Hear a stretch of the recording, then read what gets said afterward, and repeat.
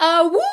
Welcome, one and all, right back to the Chaos Protocol. No matter if you are tuning in for the first or the 100th time, we are Transplanar RPG, an all transgender, people of color led, actual play channel telling stories set in an original, non-colonial, anti-Orientalist multiverse. This means that we stand against genocide and ethnic cleansing and support all oppressed peoples of this world struggling against injustice, imperialism, and colonization. We must use our voices to build solidarity and fight for the worlds we wish to see. So to that end, free Sudan, free DRC, free Palestine, abolish ICE, and free all oppressed peoples of this world. Thank you all so much for showing up to support this story. If you're watching this right now, you are seeing the live recordings of Arc 3 episodes 15 and 16 on Twitch or YouTube. And before we get started, allow me to introduce my fantabulous cast for the evening, starting with Mr. Love Wins himself. Hello everybody, it is I, Mr. Love Wins himself. I'm Valiant Doran. I use him, his pronouns. You can find me all around the internet, Valiant Doran, or at Also Spirit Bear. Please enjoy that lovely treasure I just set you on. And tonight I have the distinct pleasure of playing your lover boy Sayir. Uses he, they pronouns. I'm gonna pass it on over to Fucked Up Pop Up. Hey Pop Up, how you doing over there?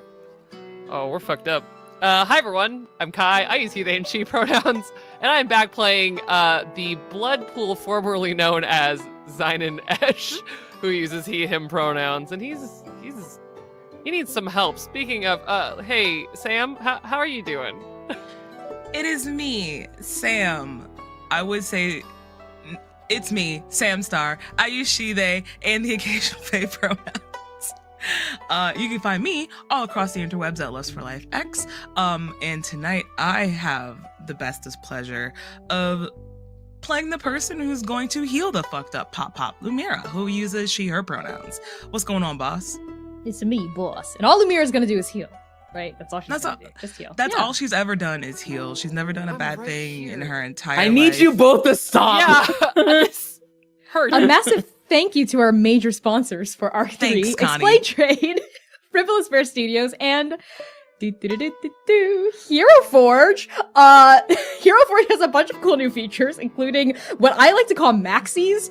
This is not the official name. They are called color statuettes. Okay, they're very cool color statuettes, but they're massive. They're huge, and they really let you see all of the nooks and crannies of your beloved Blorbos. I love a regular size mini as much as the next gay TTRPG player, but these statuettes add something else. Like, imagine busting this out during a boss fight, or just having this on display in your home. It's beautiful and amazing, highly customizable. Very much recommend. Go to bit.ly/transforge to take a look at these brand new color statuettes, and that special affiliate link helps us. Even if you don't buy anything, just click on it, visit that link. It helps us a lot. We get to tell Hero Forge, look how many people clicked on this link. Please keep giving us money.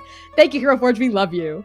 Speaking of thank yous and gratitudes, a big shout out and lots of love to our Patreon precepts, Azura, who just did their 20 streak this stream. So congratulations, Azura. That's amazing. Woo! Thank you for sticking with us for so long. Brooke as well, Cassidy, Clay, Elvira, Gridrunner 404, Mark J, Phil, Robert Burke, Rose, Sergeant Danes, Spencer, Squareheart, Taylor, The Bow System, and Zoe. You can join their illustrious ranks by using !Patreon in the Twitch chat, or going to patreon.com/transplanarrpg. You will unlock all kinds of behind the scenes content and even monthly discounts on our merch store. Speaking of which, Hello everybody. Lunar New Year is coming right up, and you know what that means? Gifts, abundance. And you know how you can spread the good cheer and abundance this year on the Year of the Snake? You can find gorgeous apparel, home goods, and accessories designed by my husband. Everyone in chat in unison, our husband, by using exclamation by using exclamation point merch in chat, or going to transplanarrpg.shop. Our shop is sourced ethically, size inclusive, and made to order with free global shipping. So please go check it out and give yourself the gift of Transplanar this Lunar New Year. Kai. If you've enjoyed the Chaos Protocol, please consider donating and leaving us a tip. All tips go directly to the performers and will also support our incredible mod team. Your donations help make our work possible. Use exclamation point donate in chat and toss a coin to the Twilight Guard. It really helps us continue to do the work that the work we do, and makes future fundraising possible. So thank you so, so much. Now, Sam, do the thing that everyone wants to hear. Y'all know what time it is. Last time on the Chaos Protocol. Strike Team Nova finished their downtime with the other houses. Zynon learns about the tenuous peace between werewolves. Lumira is chosen by a new mentor. And Sayir and Yinghe see their futures and confess their mutual attraction. Back at the apartment, Zynon and Lumira give the lovers some privacy, working on the rooftop when they're rudely interrupted by a rogue werewolf. And that's what you missed last time. Use ! recap in the chat to read our full written recap document. Woof woof. The Chaos Protocol is a dark fantasy series that may contain content that is triggering. I forgot the content warnings came right after. I'm so sorry about that. With more decorum.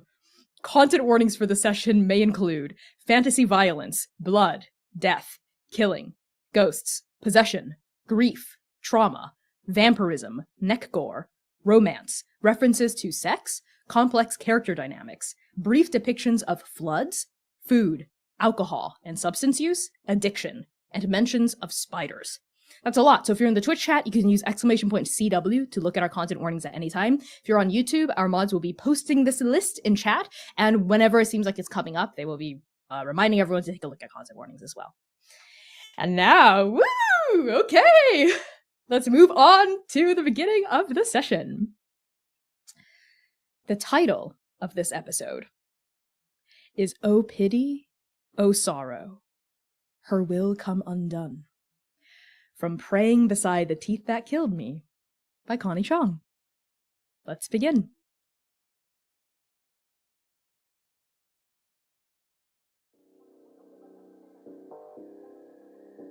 Teeth bared, claws flashing, the two massive werewolves slam into each other like freight trains colliding.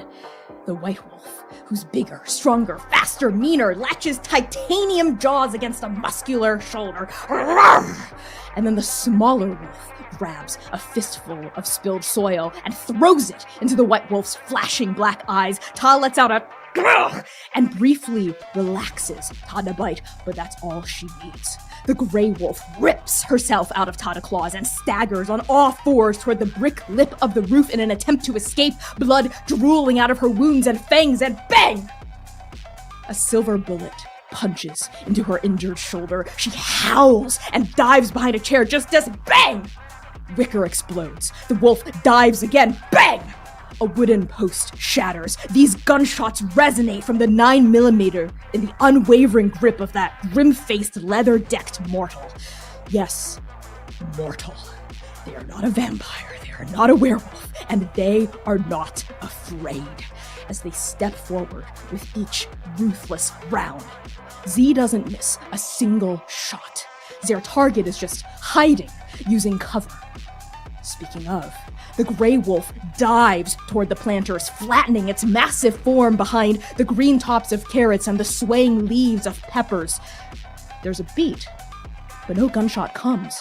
The mortal, the hunter, exhales, half annoyed, half grimly amused. For some reason, they're reluctant to shoot at these plants, and the white wolf is still pawing at her eyes, grunting and snarling. In this window of opportunity, we pan back to Strike Team Nova on the other side of this roof. Lumira, you're crouching over a bleeding and bruised Zynon Ash. He does not look well in undead body, mind, or soul. Yinghe hovers next to you over a battered but mostly whole Sayir, their eyes frantic but hands steady as they give him a careful once-over. Strike Team Nova, how do you rally yourselves, and how do you help these newcomers end this fight?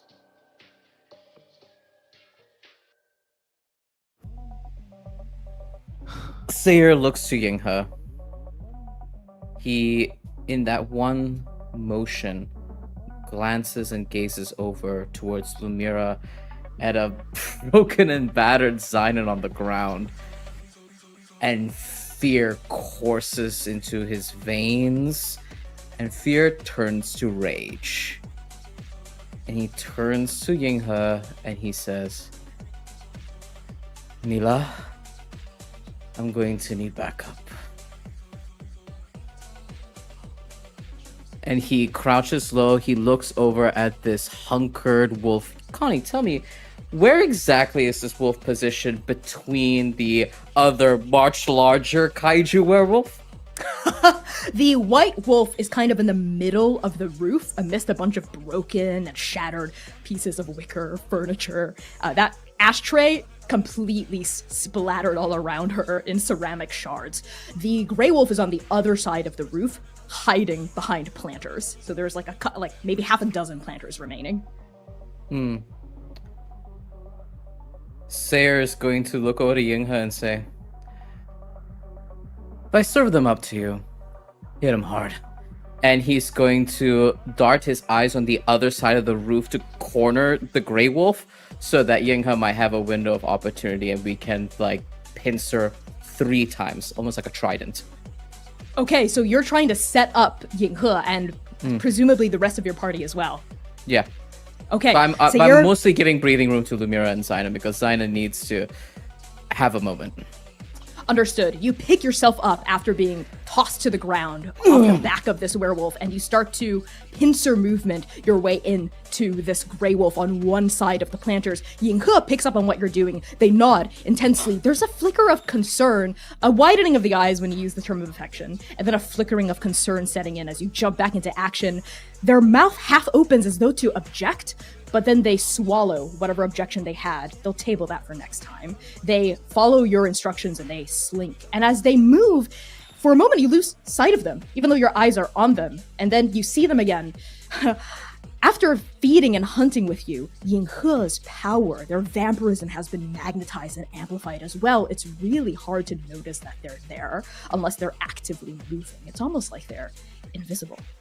So as Yinghe and Sayer start pinning in that gray wolf whose snarls and head turn side to side trying to track both of you, Lumira and Zynan, what's going on the ground?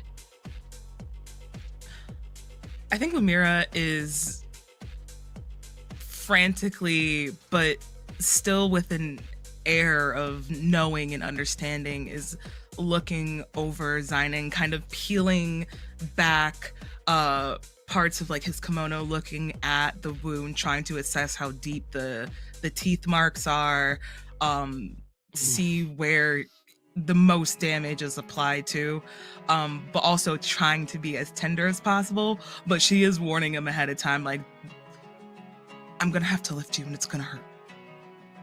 I can do it. Okay. I just need my gun. 2, 3. And I think on the count of 3, Lumira like lifts him a bit to check back behind his shoulder and assess the damage. Ooh, it's not good. Plat, plat, splat. Globules of blood drip out of Zynan's leaking wound and splatter onto his boots and smear the concrete ground around him. You can smell his still undead blood wafting in your nostrils. One look at that shoulder and you know that it is dislocated. You know that bite has cut into bone. It's really bad. It would have been fatal if you were a human. Got it. Okay. I can't do much Just about a scratch, the bleeding right? now. Oh, that hurts. Okay, I'm really sorry. And Lumira's going to pull his arm back and put her fist right in the cusp of the shoulder blade. This is going to hurt. Just do it. And before you can even say just do it, she pops your shoulder directly back into place. And then all of the weight of Zynan falls against Lumira. She catches and there is no hesitation, there is no concern about putting all of the weight of this grown man onto her. He trusts that she will catch him. Zynan, these bites look really bad. We gotta get out of this. 1 second. Eyes up. And Lumira's eyes immediately dart up to the battlefield as she rips the edge of her cloak again to try to make a tourniquet for Zynan's shoulder. You know what, Lumira? I'm not going to make you roll at all for cracking that shoulder back into place. Relocating a dislocated joint is something that is well within your purview and your training as a healer, so there's like no risk here for you. Zynan, as you raise your eyes, the pain, that sharp crack of pain dulls into these throbbing, burning, like, beats against the side of your body, you hear a voice, a call from across the roof. Hey, Deadeye. And it's the mortal hunter. And they're throwing something at you. Their hand kind of flicks in the air. You see something silver glinting in an arc, and you catch it. It's a silver bullet. Zynon grabs the bullet, and were he a mortal person, he would have been so delirious he couldn't have even seen it coming, but his eyes are sharp. And just underneath the transformation that fate bestowed upon them when they came here, his human-looking eyes, as the eyes of a hunter from Kiseki, those slitted, keen eyes. And he snatches that bullet out of the air, and he goes to look for the gun that he was holding a moment ago. And in his hand, around the bullet, forms that gun again, as if being knocked to the ground had destroyed its very existence, but it creates itself again, that molten gold running down his arm and forming around the bullet, it already being loaded. And he, one arm, raises his Ima's rifle, rests it under his arm, pulls back the bolt, and looks down the scope for the wolf that bit him.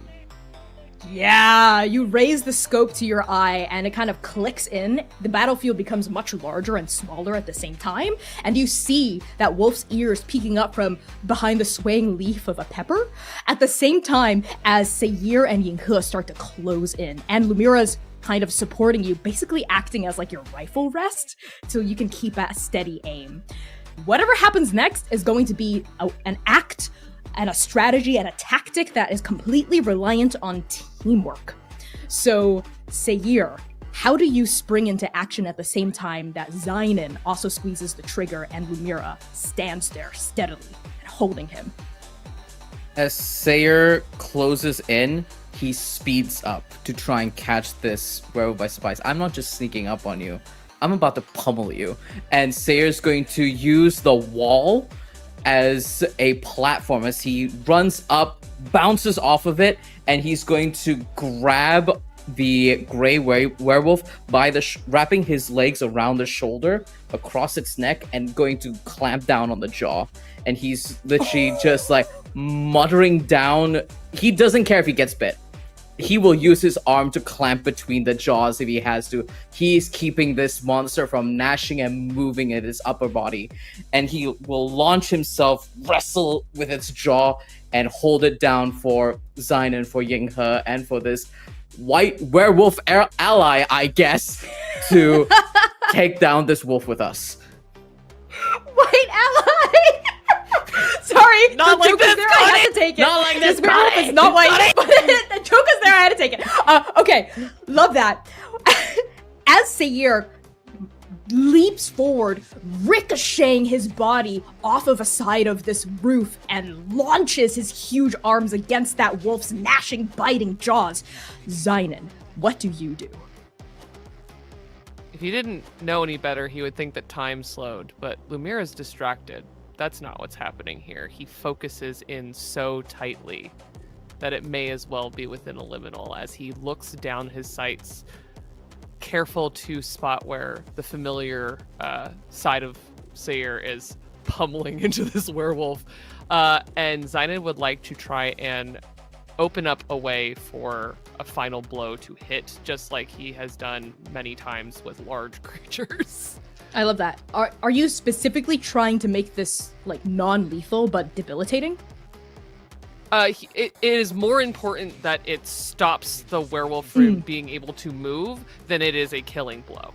Got it. Understood. Right. So you squeeze that trigger as soon as you see that opening, right? Like something moving open, right? A vulnerability revealed. You're going to take that shot. You do not hesitate. You squeeze. All of this is happening in literal bullet time. Lumira, as you're standing there acting as a support and a crutch in a lot of ways for Zynon, where is your healery concern sitting in your body? I'm so sorry, Connie. Can you rephrase that question? Yes, that was a weird way for me to put it. Okay, yes, I will. I will. Scratch that. Let's rewind. I'm going to rephrase that. I'm so sorry. It's all good.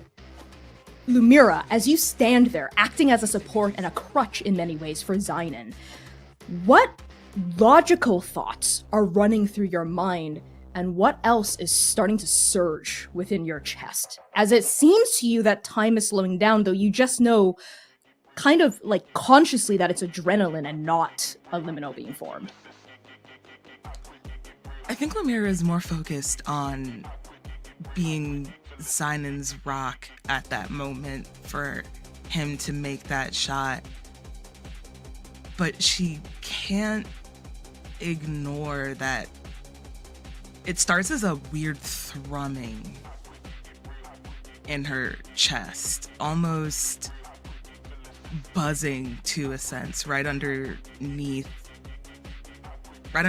her clock gear, tattoo, birthmark, what have you.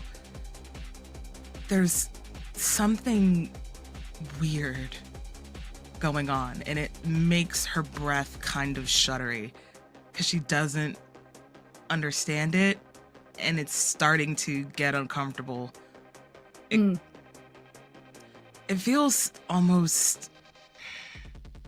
The only thing that she could really think of to, like, adequately describe it as something similar to was that electric hum of the heartbeat of the ship in the wild sea.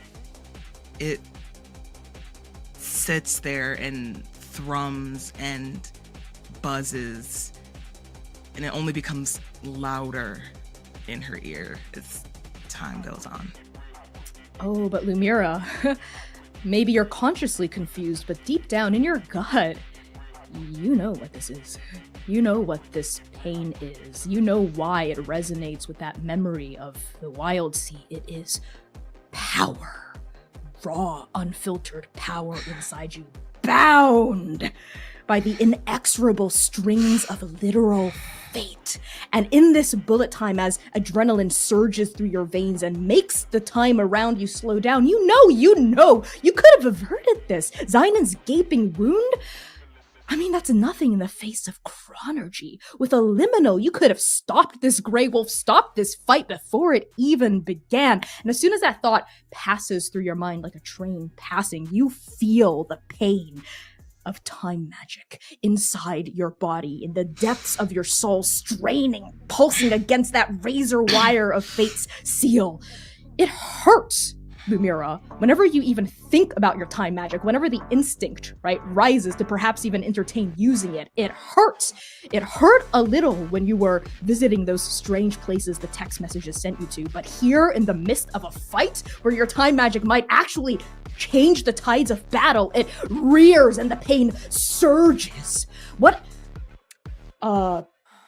involuntary physical response comes out of you in reaction to this pain? I think Zynon is more aware of it than anyone else. For a second, Lumira is holding you steady, but then she tenses. Rock solid, immobile.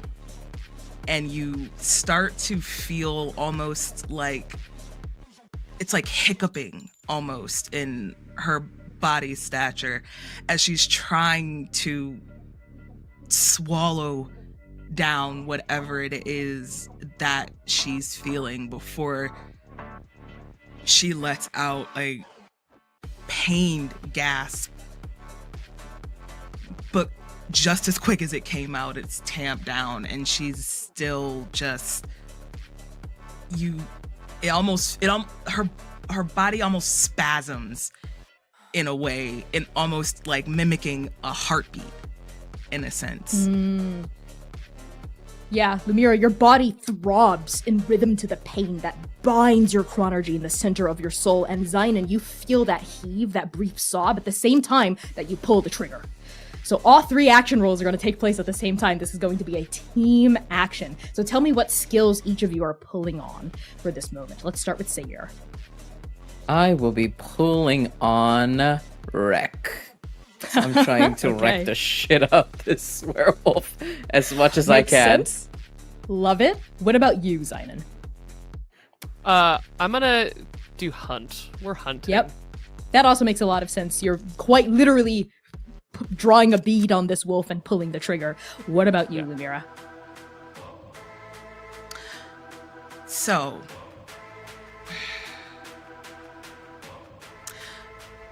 innately, Lumira believes she's pulling on Survey.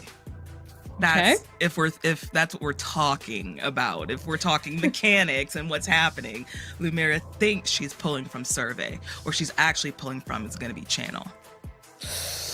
Ooh, okay.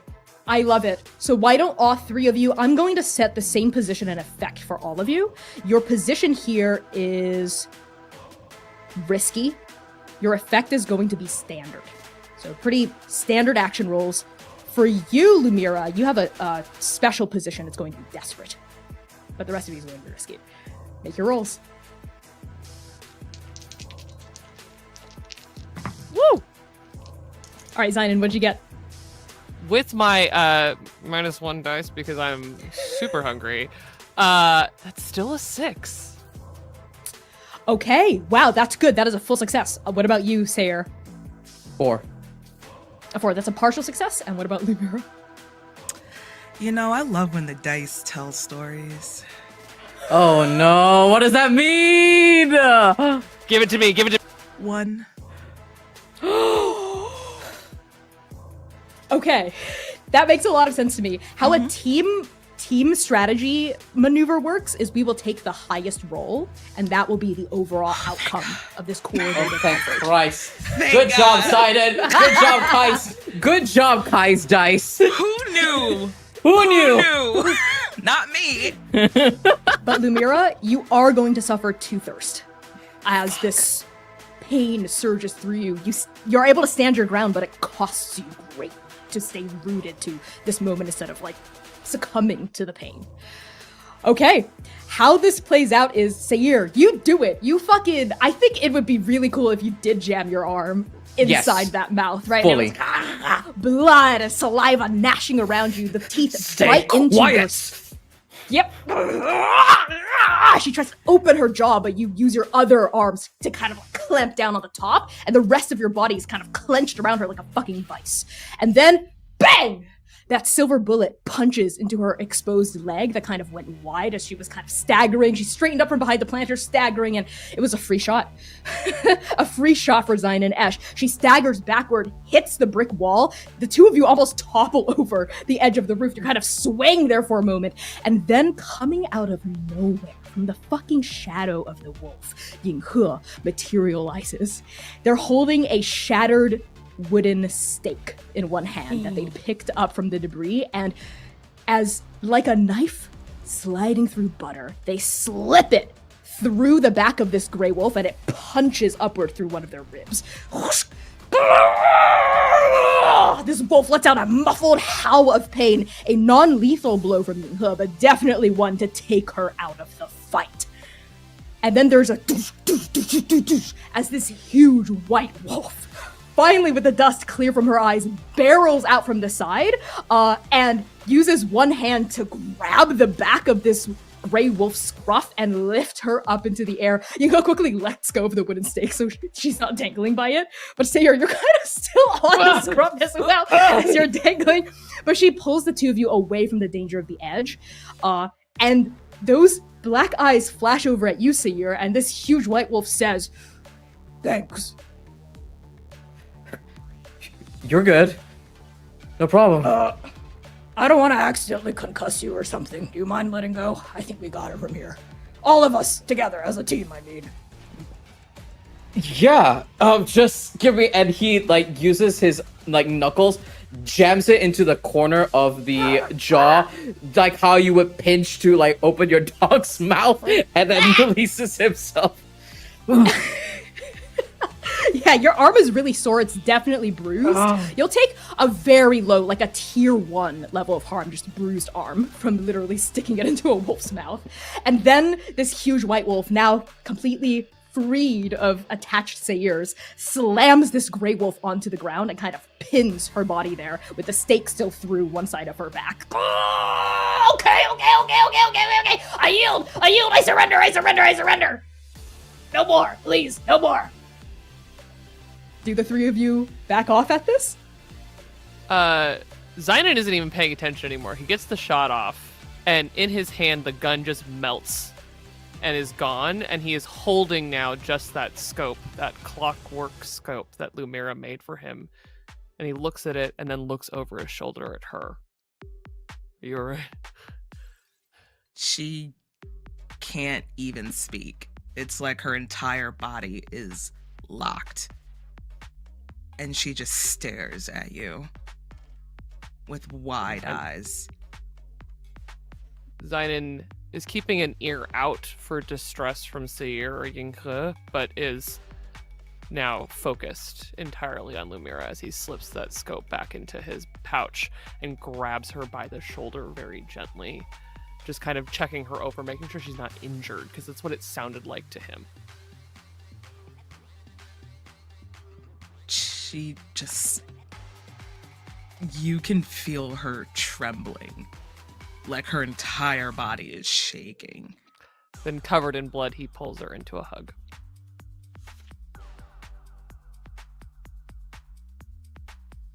You get the impression she would hug back, but it's almost like all her limbs won't move from being tightly clenched and coiled to her sides.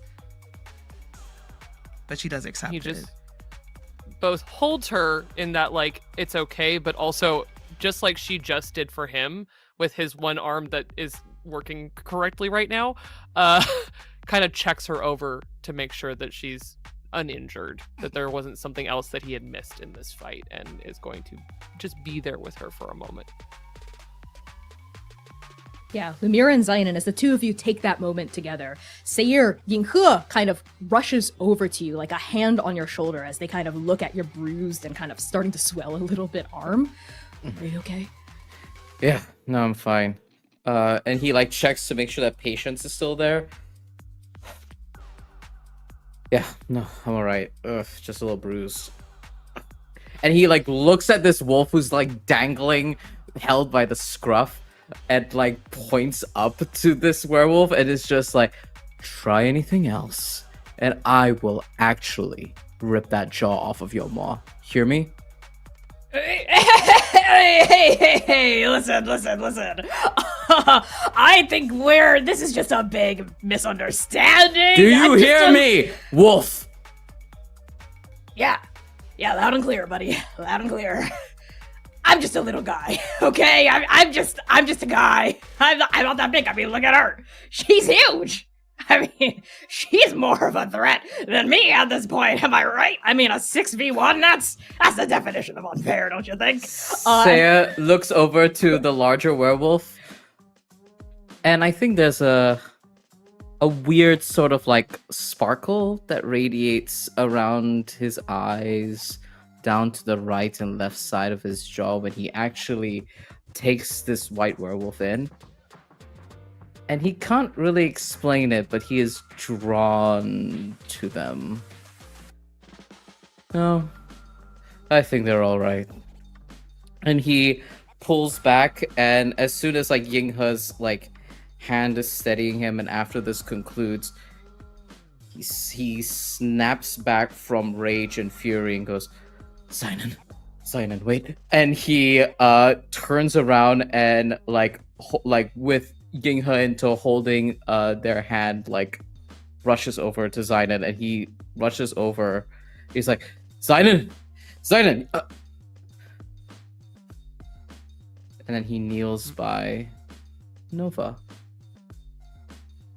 And he looks over to Zynon and mouths what happened.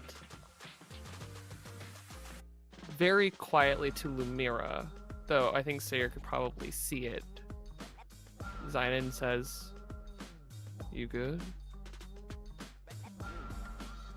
She lets out a shuddery gasp before it almost like all the tension in her body releases. And he just gently pets her arm again as he kind of pulls away from the hug. And more completely is like obviously looking at Sayer now to make it clear for Lumira as well that we are being observed. All right, let's finish this. Yeah. Sayer nods, sees Lumira, and his eyes soften at you, and Sinan already asked the question, but he asks you so silently, so softly in his eyes, if you are really okay.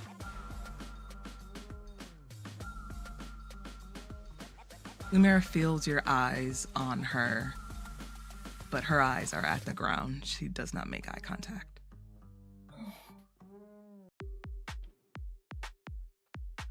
He nods and looks over to Yinghe.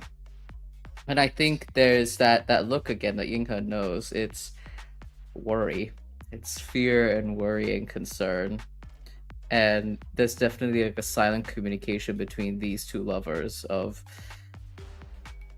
something's not right with Lumira.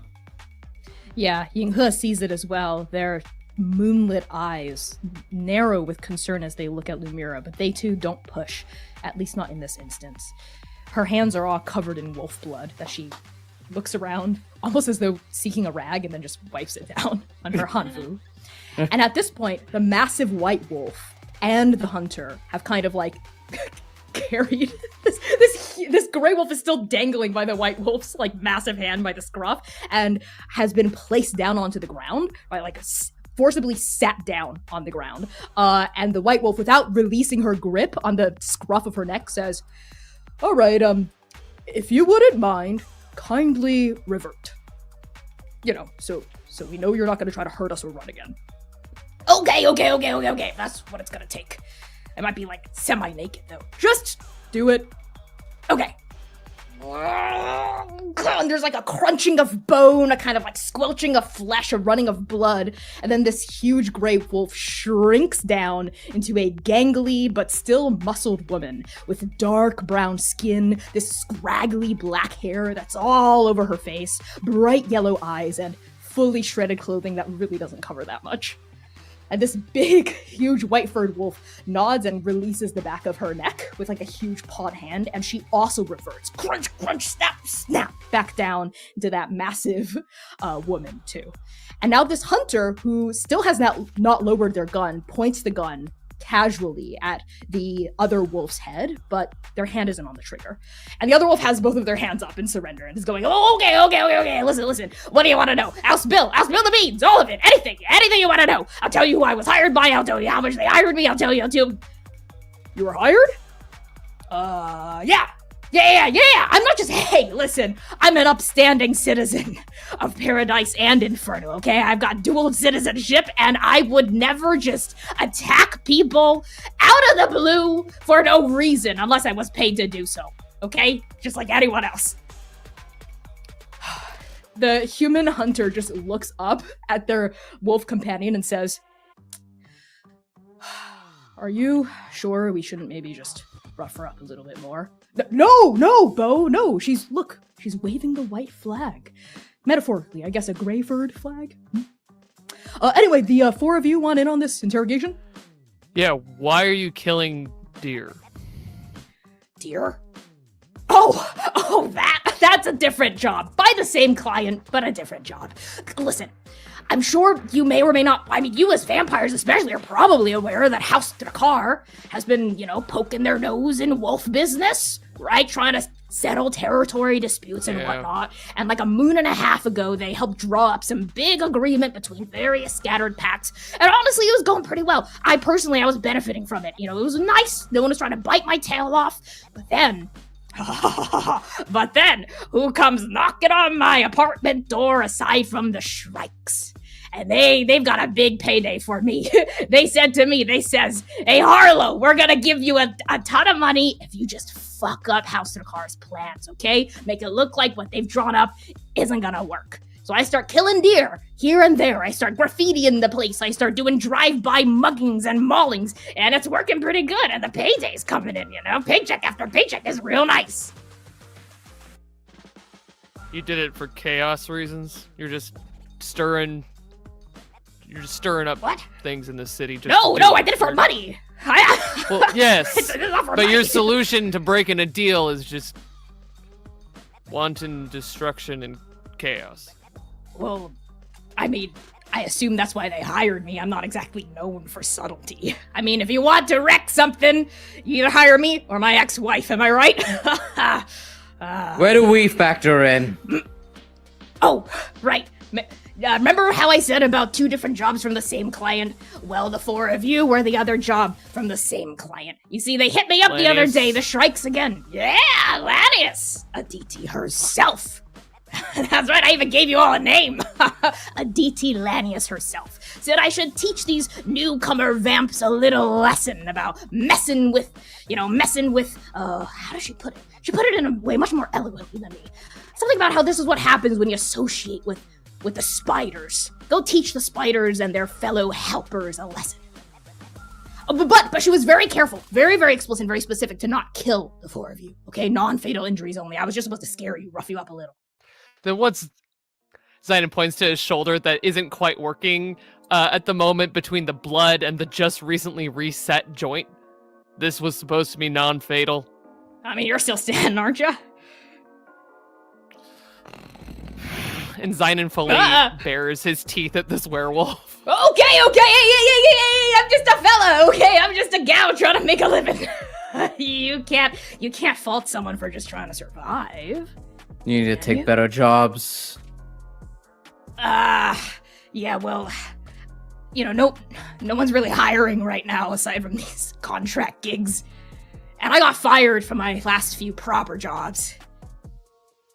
I was, I guess I couldn't keep my hands off of the shop owner's wife or something. Oh, she couldn't keep her hands off of me either, I mean, to be honest.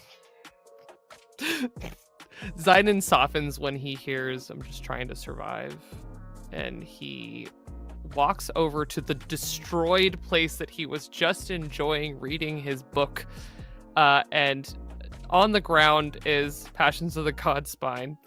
A little less nice than it was when he took it from the library, I would imagine.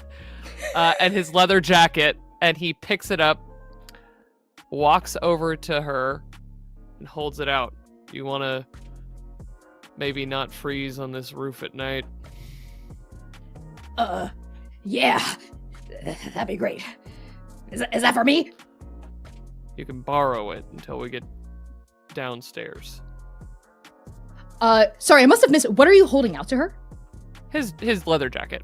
Oh, leather jacket. Okay, great. The gray wolf looks carefully at like the human hunter that has the gun still pointed at her and just goes, I'm gonna just go for the jacket.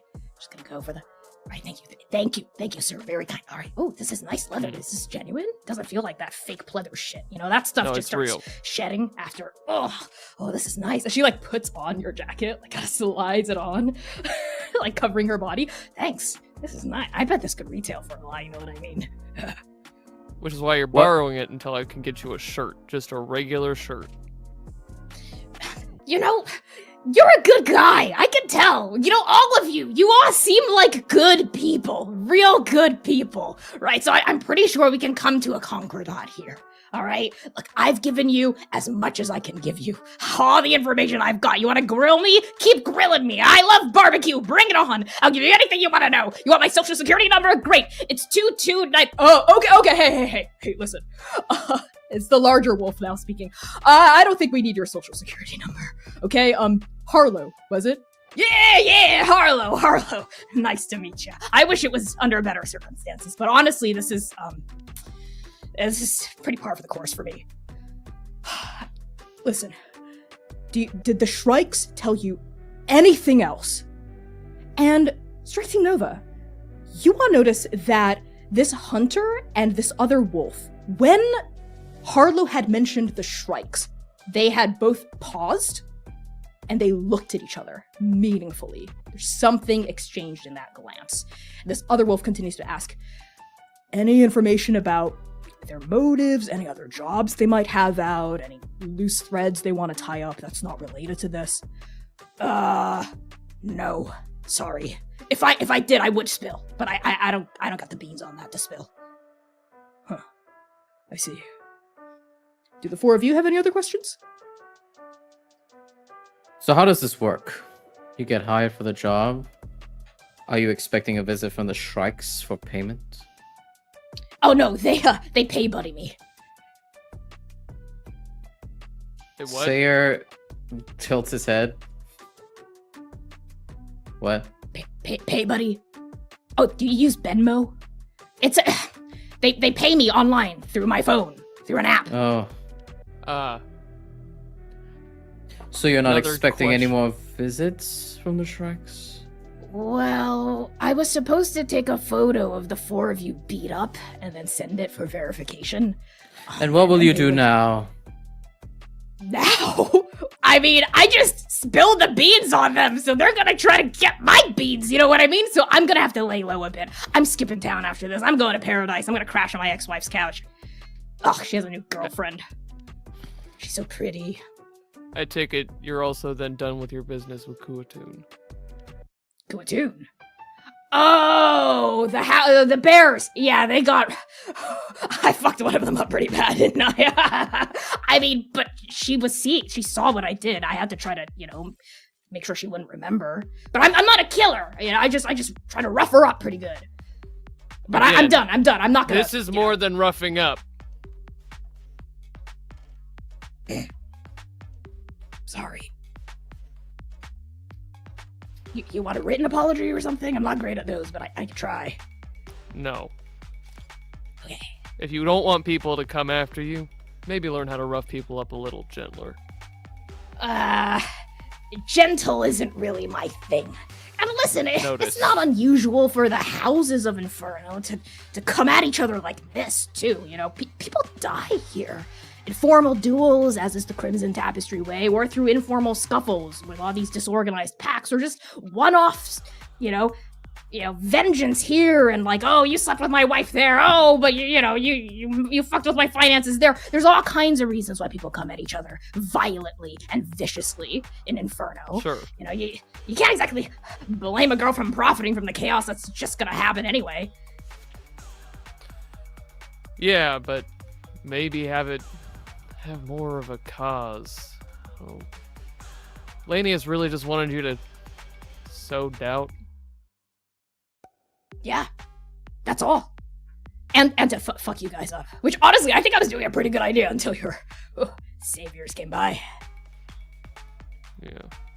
And Zidon seems deeply unsatisfied with this answer. The others have no idea what bone he is chewing on, but he is so disappointed.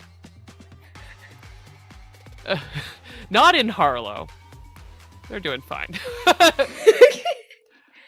But all of these clues, these questions that Zidon went away to make peace with Kuatoon and came back with all these questions to ask, and they don't seem to satisfyingly link up in a way that Zidon likes.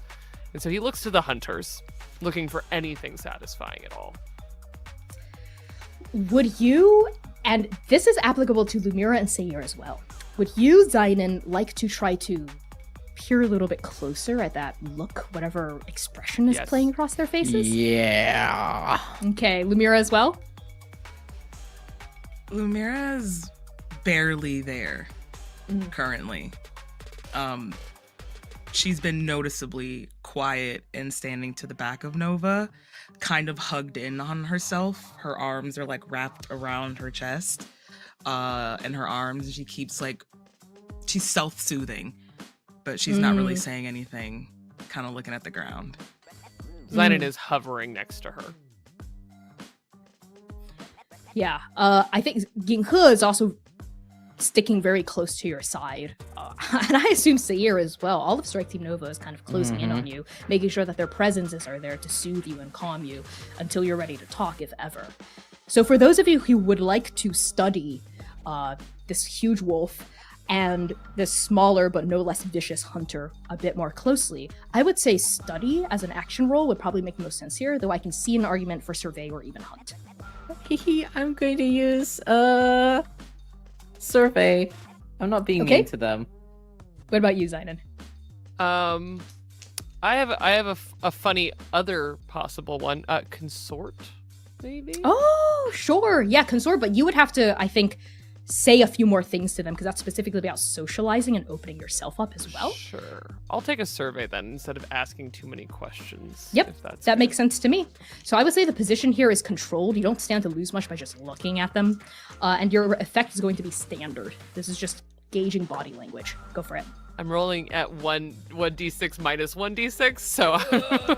That's 2d16, take the lower, yeah. Yep, it's rough. Oh, 1, bad. 6. That's not good. 6, the duality of man. The duality of hymns. Yeah.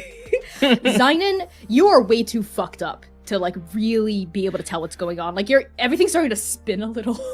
Right? He's starting to like pain is so circle around coursing. in the same like 3 thoughts over and over and over. Yeah. You just know that something's up, you're not sure what. Right? And the blood is starting to get to you. Sayir. Mhm. You know that these two strangers who helped your party, they are surprised and they are upset that Lanius specifically is causing them specifically problems. That's what you get with a 6. Lanius pinged for them and there was a kind of like, that shouldn't be happening. Sayir, in a truly unprecedented course of action, steps off away from this Harlow, steps away from Harlow, like slightly glaring at them as he like moves towards the hunters, and they look at the both of them up and down and go, I think we may have similar concerns to speak on together. The mortal hunter tears their slate gray eyes away from their wolf companion and gives you a once-over. Their face had like sealed back up into that inscrutable but ever-presently grim expression. And they say, I suspect so as well. We'll wrap up here, and then the rest of us can talk in private. Bo, you're making it sound so, like, intense. We'll have a nice friendly chat together. Is that better? Mav, that's even more intimidating coming from someone as huge as you. Oh, sorry. I didn't mean that in, like, an ominous way. I literally meant we'll have a nice friendly chat once we wrap things up with Harlow. No, I took what you meant. Sayre nods, and he still feels that instinctual draw to Mav. There's something about their aura and personage that's just so delectable. Yeah, there's a moment where you hear her blood, her wolfish blood, thrumming underneath the surface of her skin, which moments before had been rippling with alpine fur. And then Mav is turning back toward Harlow and saying, all right, looks like that's all the truth we're going to get out of you. And we really don't need to know much more about your romantic escapades or lack thereof. I guess we can let you go. Just don't cause any more trouble, okay? And if you want a There's one more shirt, thing. you can. Oh, Bo's eyes glance over at you, Zion, before snapping back to Harlow. Whatever money you've got in your account, you're gonna have to pay Buddy Us for the damages here. Especially that. And Bo points at the fucked up flower beds and, like, urban garden here, including the one missing planter that is currently on top of a car at the bottom of this building. What? All the damages? That's gonna be, like, thousands of yuan! I know. You probably should have thought about that before you started throwing shit around. Okay. You made your point, alright? I'll pay Buddy you. Just, we good here? Can I go? you want a shirt? Mav turns back to you. You can't keep my jacket. You can take my shirt though, and Sayre takes off the like. Wait, no, he's not wearing anything right now. But you're shirtless! I'm shirtless. And Sayre's just like he doesn't want Zynon to have to give up his things. So Sayer like just sighs and goes, "Wait here." And he's going to like step downstairs, and then Run after and get few- a shirt. I'm gonna run and get my shirt. I don't want to use Zynon. I don't want Zynon to give his clothes, and I don't want this wolf to know where we live, specifically which room. Okay, So- yeah, you run, you grab a shirt, you come back, and I just need you to know that in maybe the 3 minutes that you're gone, it's the most awkward time up here on this roof. It is just so unbelievably awkward while you're gone, Seer. And then you come back and you hand Harlow a shirt. Okay, thanks. Here. And she shrugs off the leather jacket and hands it back to you, Zynon. Sorry if I got some sweat on it. Those are my fear sweats. Simon puts it over his shoulder, and the whole back is now just like you can see there's a sheen of blood on it. Yeah. Fine. Yep. She takes Sayer's shirt and kind of shrugs it on. Sayer, you're a big muscular guy, and the shirt like fits her. It fits her quite well, actually. Ugh. Nice. Is this your cologne? Nice, man. All right. I'm gonna go. I will see you all. I will pay buddy you, kind hunter. It was nice to meet you all. I mean, maybe we can hang out at some point after all this is over. I better not see you, Harlow. Okay, yep, got it. Message received. And Harlow slowly gets up and kind of like backs away to like the edge of the roof, like waving at your group as she does. And then she like puts one leg over the edge and you hear like clanking down the fire escape. Let's get cleaned up or something. My head hurts. Hold on. You guys are in 3-8, right? Yeah. Yeah. Oh, we're neighbors! I knew there was someone there. See what I tell you, Bo? We definitely had neighbors. It's the four of you. Well, hi. I'm Maverick. This is Beauregard Thorne.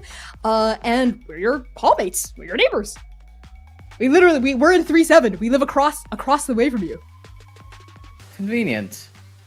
Huh. Yeah, I know, right? You know, I actually tried to give you a welcome basket. I like knocked on the door and everything. It was just a couple months ago when you first moved in, but no one answered.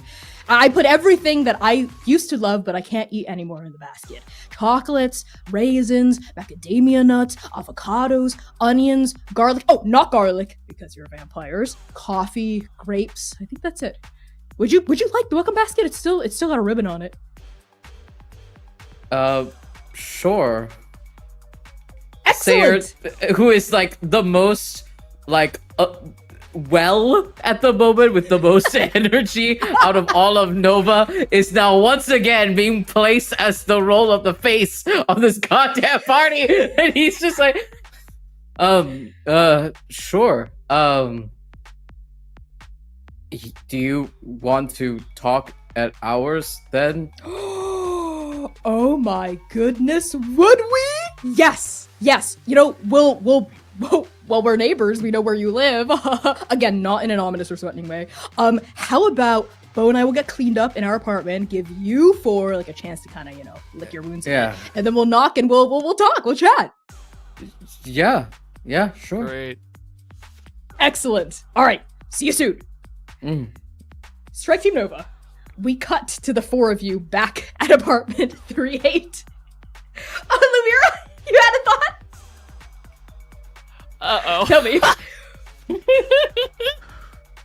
Right as everyone we turn to go back to our apartment, Lumira will go back over to like the little sitting area that she was at and reach underneath the couch where her laptop was thrown in the midst of all of this for her paper and grab it.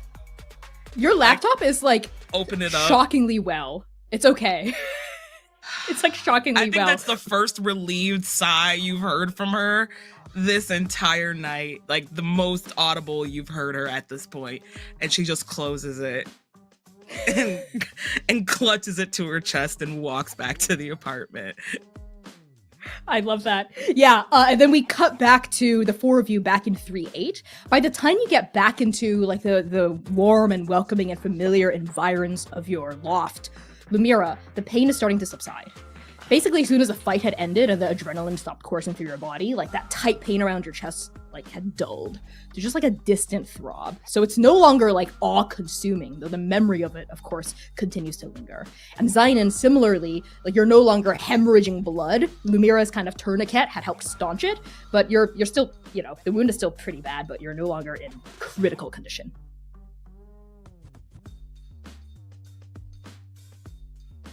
I think I have maybe something for that. Hold on. And Lumira will run back into her room for her regular first aid kit that she uses on missions. Sans a few things. She typically has her stabilizer on deck in the kit. The stabilizer is not there. So it literally just looks like a regular medic combat kit. And she just kind of walks over to Zynon, just healing. Zynon stares at her, looks at this bag. Are you feeling alright? Mm-hmm. And she's like digging through the bag, pulling out gauze and sutures, anesthesics, like completely one-track minded. Why didn't you stop time? Instead of, I don't know, getting clobbered by a flower bed? And Lumira stops at that for a second and looks at you, and her eyes, for a brief moment, are wide and sad before they narrow and kind of take offense. She rears back. Why didn't I stop time? Yeah. That's what Why'd you usually miss? Knock, knock, knock, knock at the door. And Mav's voice goes, "Now a good time?" Come in. Zynon looks at Lumira. I assume you all didn't lock the doors, right? So like they can come in behind you all. Okay, the door opens and Mav and Bo step in, and you see Mav is holding that welcome basket that she mentioned. The cellophane is still on it with all sorts of random stuff inside, chocolates and raisins, coffee and grapes. She sets it down on your living room table and looks around with a low whistle. Ho ho ho! You've got a nice place here, very homey. Thanks. Ooh, nice. I like your books and television. And your blackout curtains. You wanna, yeah, that's so we don't die. You wanna have a seat? Yeah, I will. And she sits down on the couch and it kind of groans under her huge muscular heft. The other person, this Beauregard Thorn, they take like a careful stance next to Mav and they don't sit. Like their body language is pretty closed off, but they are looking at each of you very carefully. And Mav with a big smile says, "So, as I mentioned, I'm Mav, this is Bo, and you all are Lumira, Sayir, and Zynon, right? Your names are on the mailboxes downstairs. I didn't see a fourth name though." And her eyes turn over to Yinghe. "Oh, I'm Yinghe. I don't live here, I think. I'm not supposed to, but I live here now.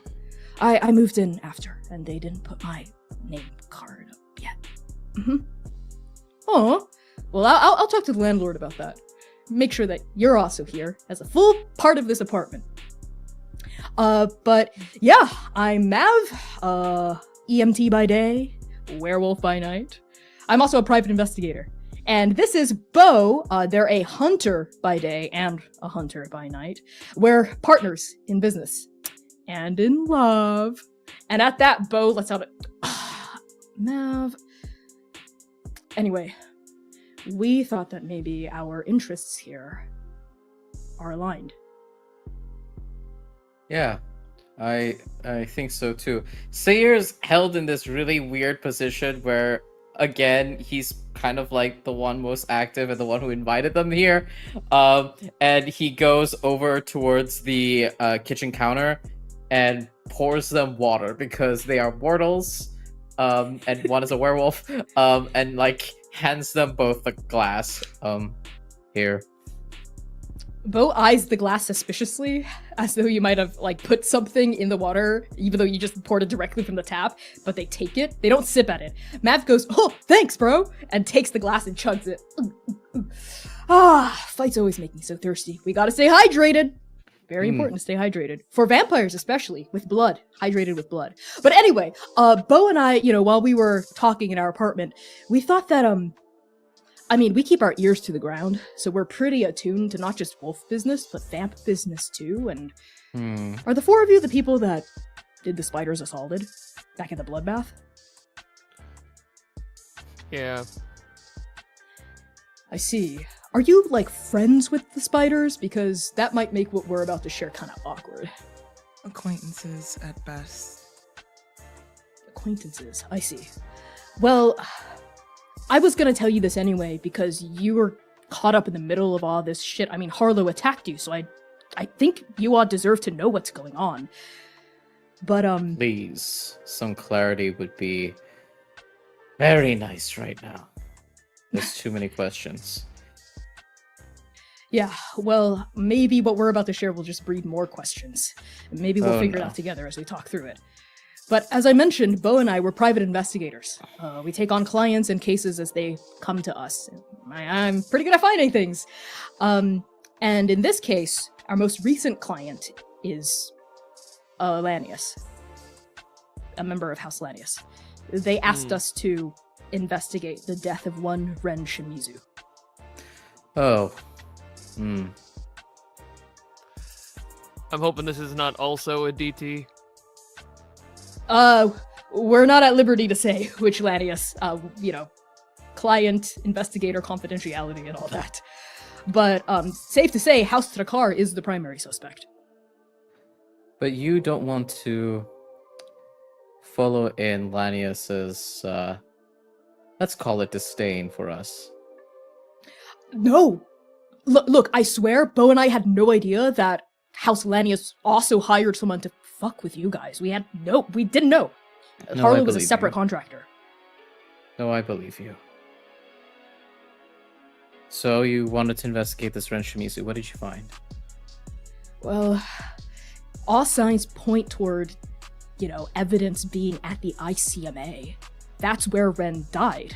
And I don't think House Trakar is lying about where they died. I just think they're lying about how they died and why they died. The stuff about there being an artist and an artist dispute, I don't buy it. Ren Shimizu was never an official artist, especially not under House Trakar. What do you mean? Well, I mean, it's kind of an open rumor, I guess, that Ren was an aspiring artist and had talked to Trakar a lot about having some of their work being shown in one of their shows, but it never happened. Wait. So being an artist is like an official position, not just a thing you do? Oh, of course it's just a thing you do. I mean, Ren still has their, they posted all of their photographs on Tumblr and their paintings too. They did like mixed media stuff. But they always wanted recognition, official recognition, and they never got that. I mean, House Trakar controls the arts in Inferno. If you want to go official, you have to have the spider That's the spike. house to do it through. Yeah. Oh. So you're saying someone at the ICMA, not an artist, did this? I mean, our contact seems to suspect that it was an inside job. Ren Shimizu was a part of House Trakar. She was a spider. Lanius suspects that another spider killed her. They just hired us to find hard evidence about it. And the evidence would be at the ICMA because that's where Ren died. I've been trying to, for the past 2 weeks, I've been trying to get into the ICMA. There's a gallery there. It's called the Recluse Gallery. It's their biggest, most important, most prestigious gallery, but it's been closed for renovations ever since Ren Shimizu's death. If there's going to be evidence, it's going to be there. I've been trying to get like a journalist pass to go in, all of that, but nothing's panned out. They're locked down pretty tight. Something must have happened there. Why would you close your big building? And Sayer kind of like tugs at the hairs on his chin and looks towards Lumira and Zainan and Yinghe. Because we have a piece of information about Ren Shimizu and Lanius and their connection, which our investigators don't seem to have. So he eyes the two of them with a very, the three of them, including Yinghe, with the look of, I think I should tell him. And he's like about to like open his mouth. He's waiting for any like objections from the other three. It's like looking in a mirror, and that thought is looking back at Sayer from Zainan. So there's agreement. Since we're all sharing, we know a little something about Ren Shimizu. I think this is part of the reason why Lanius sent Harlow after us. I attended their union meeting. They just kind of let me walk in, and it sounds like Ren Shimizu was in some sort of alliance with Lanius. I do not know if they were taken. I don't know the process of being taken into houses. I don't know if they were taken into houses or they were transitioning into those houses, but it seemed, or if they were just an informant. But They were a mole. And this is Bo. A look of clarity coming across their slate gray eyes. If what Lanius suspects is true, no wonder House Trakar had them silenced. Did they tell you that? About Ren Shimizu, I mean. Not directly, but I suspected. Ugh, I suspected too, but I wanted to give Ren the benefit of the doubt. That just makes the finger point at Trakar even harder. We were going to do my idea, my plan, since Mav's attempts to get in above board weren't going so well. We were going to break into the ICMA tonight. But dawn is approaching. Our window of opportunity is closing for getting in after hours. However, four of you, if you're interested and if you're handy and can stay quiet and silent, we might have need for you.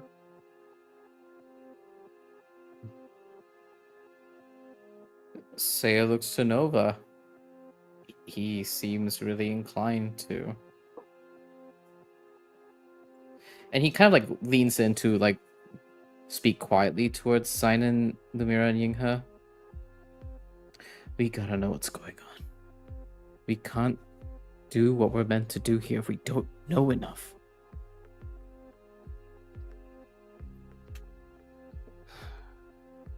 Whatever y'all do, I'll follow.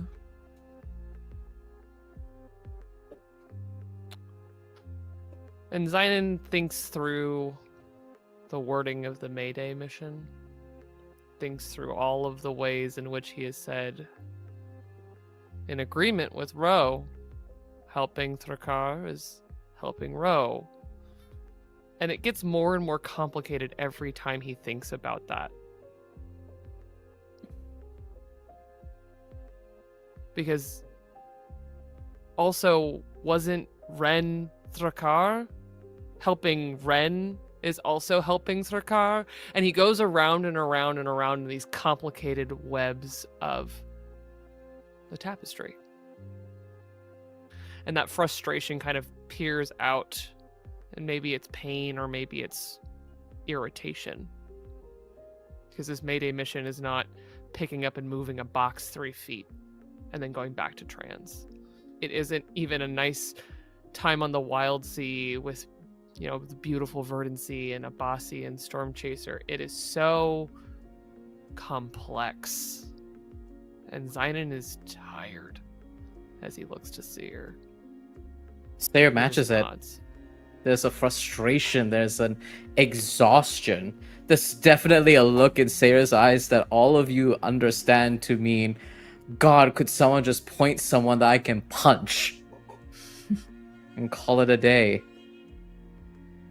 And the reason why he's pushing this man who would normally just want to follow the letter of fate's rule is there's too many questions. And he needs more right now. We need more.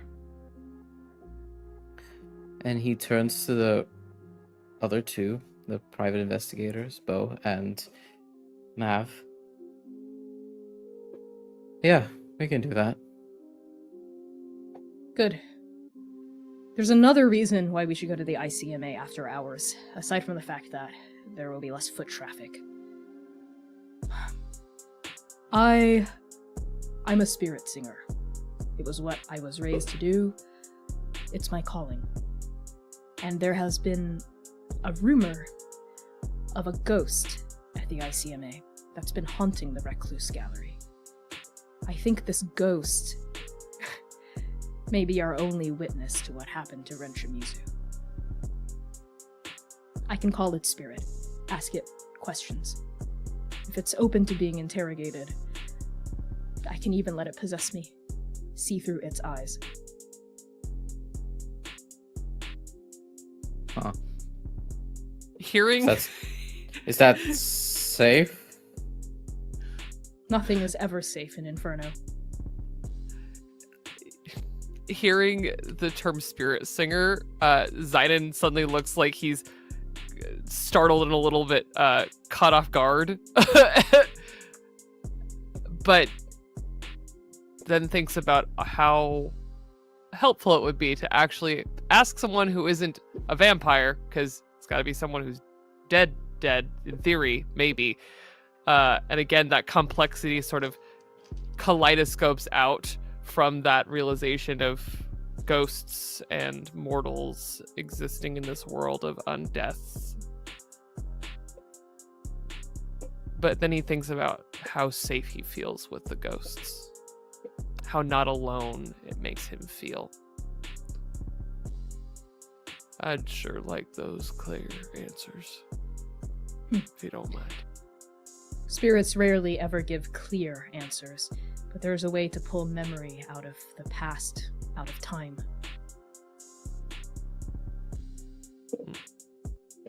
Lumira's eyes, she's almost rears back at that, almost like she's been slapped. Sayer's looking at you the Sayers. whole time.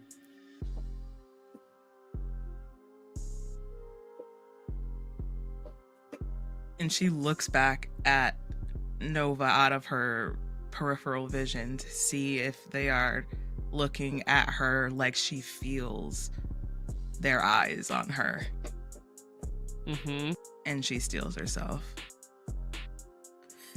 Eyes focused directly back on the investigators in front of us, not making eye contact. Well, if you say you can do it. All right. Bo's eyes had snapped to Zynon when he flinched at the mention of ghosts, and took that in. And then Bo's eyes had snapped to you, Lumira, at the mention of time, and their brow furrowed briefly, before kind of bringing their focus back to your group as a whole. Yes. Spirit singing leaves me in a vulnerable position, so having more eyes to watch will be good. I have a quick question. If you can talk to ghosts, wouldn't it be best to just talk to Ren Shimizu's ghost? Presumably wherever she died? That's a common misconception about ghosts and spirits.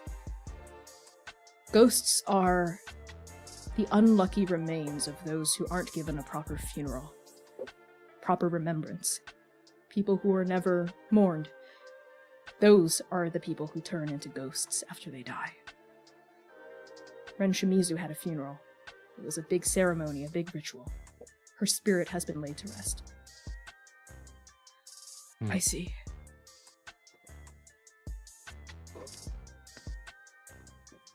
Oh, look at us! Neighborly bonding. Listen, after all this, I've been trying to get a trivia night started up, so if all goes well, and all of us are still alive by the end of the night, I'd love for you all to, maybe we can start, hanging out. We'll see. I'm in grad school. Homework. You understand. Grad school. That sucks. Dang. I'm sorry. I mean, I'm sure it's your life path and you're very happy, but that's a lot of work. Lumira looks puzzled. But okay. Sayre looked really excited at the idea of hanging out with Mav more, and then immediately becomes crestfallen and hearing Lumira's response. Yeah, let's survive tonight. And he keeps like looking over at Mav, and he's hungry, so this doesn't help. So their presence is actively enticing. Before he clears his throat. Yeah, Bo's eyes snap to you when you keep looking at Mav hungrily. So Bo's clocking whatever's happening with Zynon, Lumira, and Sayre. And they seem the most defensive of Mav when it comes to Sayre. Like they're keeping tabs on you, Sayre, but it's not anything aggressive yet. And Mav says, "Okay, great. So it's a double date, I guess. We'll meet you all maybe down at the parking lot tomorrow night in that case. I've got a Woobaroo Outback that can fit all of us in it." Alright. Cool. As long as we all I'm just fit. gonna have to move some shit out the back. Yeah, we're all gonna fit. We're definitely gonna be breaking a few traffic rules to cram all of us in, but we'll fit. Okay, let me help you with this. And she gets up from the couch and goes over to your blackout curtains, where you can see through the windows, like the first fingers of dawn, rosy dawn, are peeking over the horizon. And she quickly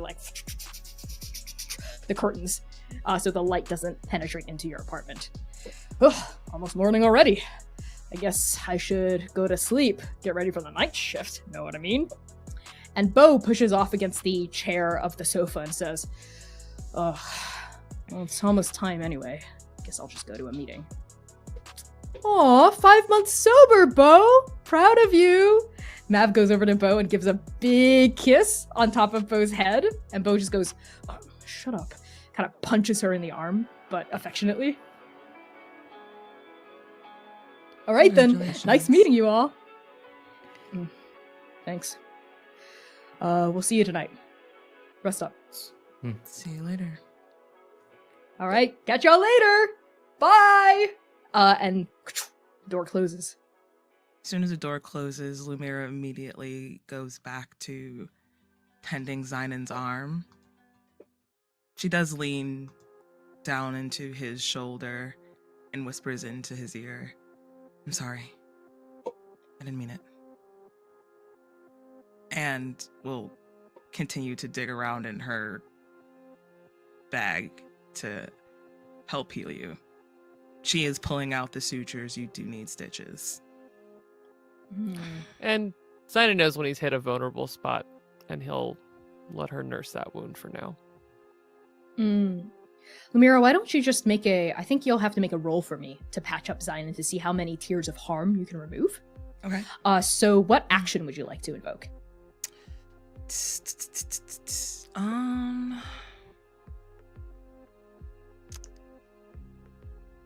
I would say, hold on one second. Let me take a look at this really quick. Yeah, I'm gonna use study. Study makes sense. Yep. Cool. So I'm going to say your position is controlled. I don't think that you as a very trained medic could make it worse. Your effect is going to be standard. Okay.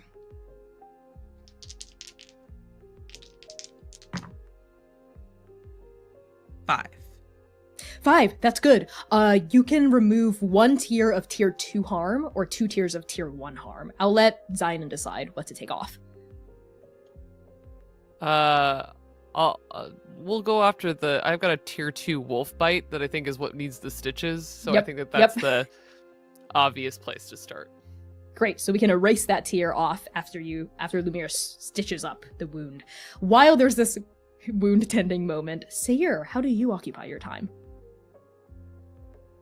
I think like Saya might have like walked past and saw that Lumira's patching up Zynon through the crack of the door, and he breathes a sigh of relief, and I think he walks to the living room. I don't think he's like ready for like bed yet. I think he just like plumps into the couch and is just kind of like resting and relaxing, and just and pinches the bridge of his nose, thinking about all of the moving parts of Inferno between what just happened, Ren Shimizu, how's Lanius, how's Strakar, and then he looks at the little red thread around his finger as he thinks about the impending danger headed in his direction.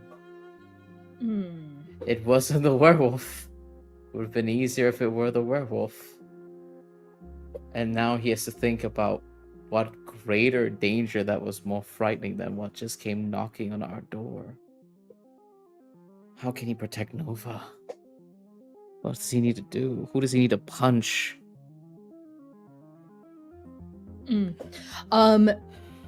Time passes both painstakingly slowly and as fast as a blink of the eye for you, Strike Team Nova, and exhaustion and fatigue starts to set in after the adrenaline dies down and the social event with Mav and Bo ends. Zynon, now we cut to your arm fully sutured up, dressed, and also bandaged as per Lumira's instruction, and you're feeling the fatigue set deep into your bones. And at this point, Sayer, you've run through the gamut of your thoughts, and Yinghe had kind of come up to you as dawn turned to morning and said, Sayer, can I have a quick word with you in private? Oh. Just a quick talk. Sorry, my dog just bonked the entire back of the back of my thing. Sayer like blinks open his eyes like flutter open, hearing Yinghe's voice. And he like tilts his head over with a small, sweet smile towards Yinghe as he says, Nilavali, with me? Okay. Yes. Yeah, of course. Yeah, absolutely. And he gets up to listen to what Yinghe has to say. In the room? Oh, yeah. And Yinghe leads you into your own bedroom.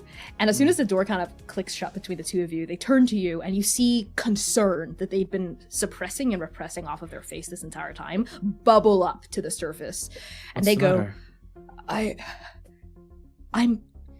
You ran headfirst into Harlow. Right after we saw that vision. I just don't want you to get reckless again. Oh, yeah. Sorry about that. Instinct kind of just took over there. I saw Lumira and I saw Zynon and I had to do something. I know. I understand. And I know how much you need to protect people. But especially after everything Ting Sing showed us, please can you just be a bit more careful? Because I want to protect you too. I know, I'm sorry. I'll endeavor to be better. No, it's not about being better. I'm worried It's too. about Yinghe. Neela, if that wasn't the danger, then what is? If that wasn't it. And Yinghe closes the gap between the two of you and places their hands on the sides of your elbows, looking up at you. You should tell them, Sayer. You should let them in. You should tell Zynon and Lumira about what you saw. That way all of us can help you prepare for it. Sayer does wave at before he says the next few words. He actually weighs Yinghe's words. He thinks about a scenario where he tells Zynon and Lumira about everything that has transpired, about what he saw, about the incoming danger, and then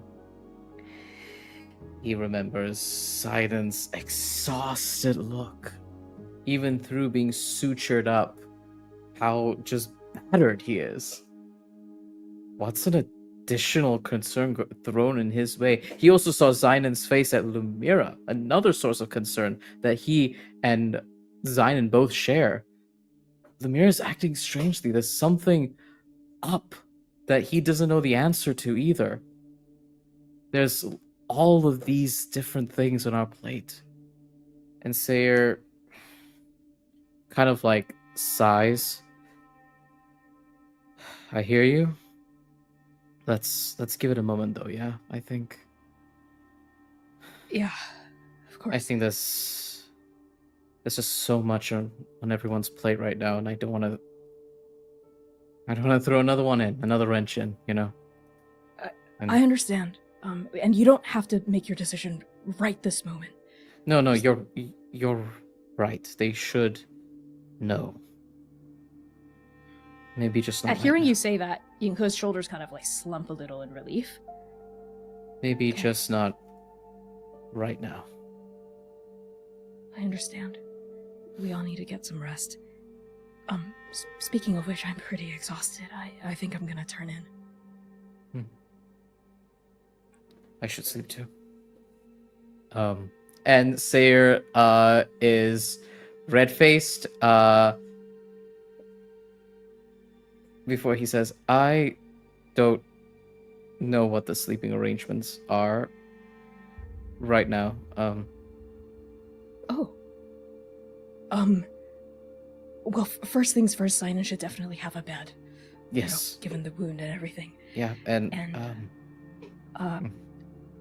I was thinking I had a lot of fun tonight. But I was thinking I might need rest. yeah, back no, I in my agree. bed. And please do. And can you check on Lumira? Yeah, I'll wait for her to come back and I'll check in with her. Please, you noticed that too, right? Yeah, I've been noticing it. I don't think she's ready to talk about it. And I don't think she's okay. But with Lumira, I don't know if prying and prodding and prying is the right thing to do. We can only be there. I can only be there. I'll watch Sinan tonight. I'll make sure he's sleeping and he'll be okay. Yeah, Good night. he looked much better already. Good night. Yinka opens up the door and closes it behind them. There's a beat, and then the door quickly opens. They come back in and they kiss you. They go, good night. And they go back out into the hallway. There was definitely a moment where Sayer was like a little sad that Yingho like walked into the room without giving him a kiss, and then he got a kiss and he like smiles again, and he's just like, he loves me. Sinan. As Yinghe returns to her and Lumira's room, we push back out into the living room. This is while Yinghe and Sarah were having this conversation and wrapping it up. Zainan, the last of the wraps, are attended to on your arm. He's barely conscious at this point. The exhaustion has set in, and he is somewhere between extremely hungry and just tired. And while Zainan doesn't always guard himself heavily against, vulnerability with Lumira, this is probably one of the most tired Zainan Eshes she has ever seen, as he is barely conscious on the sofa, just a little bit enjoying being cared for, remembering all the times that she was there when we got back from the City of Heaven, remembering her using a particular word to refer to Zainan, his family. And he is at ease in her care.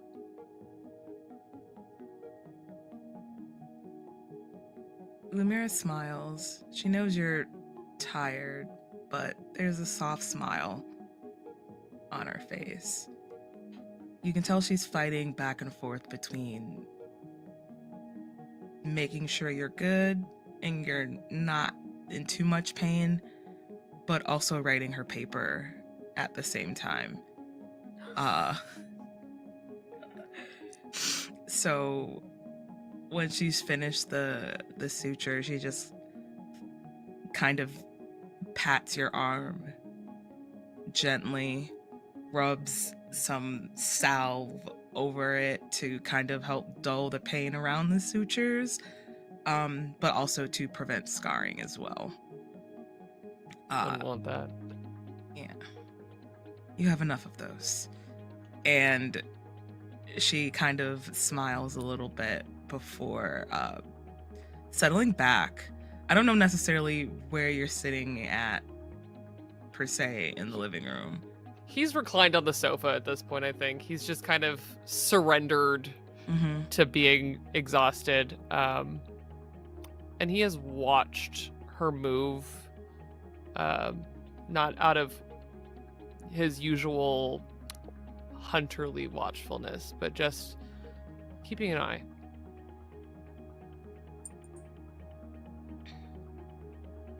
I think while you're there as well, you see that tangle of necklaces that he's been wearing here in Inferno.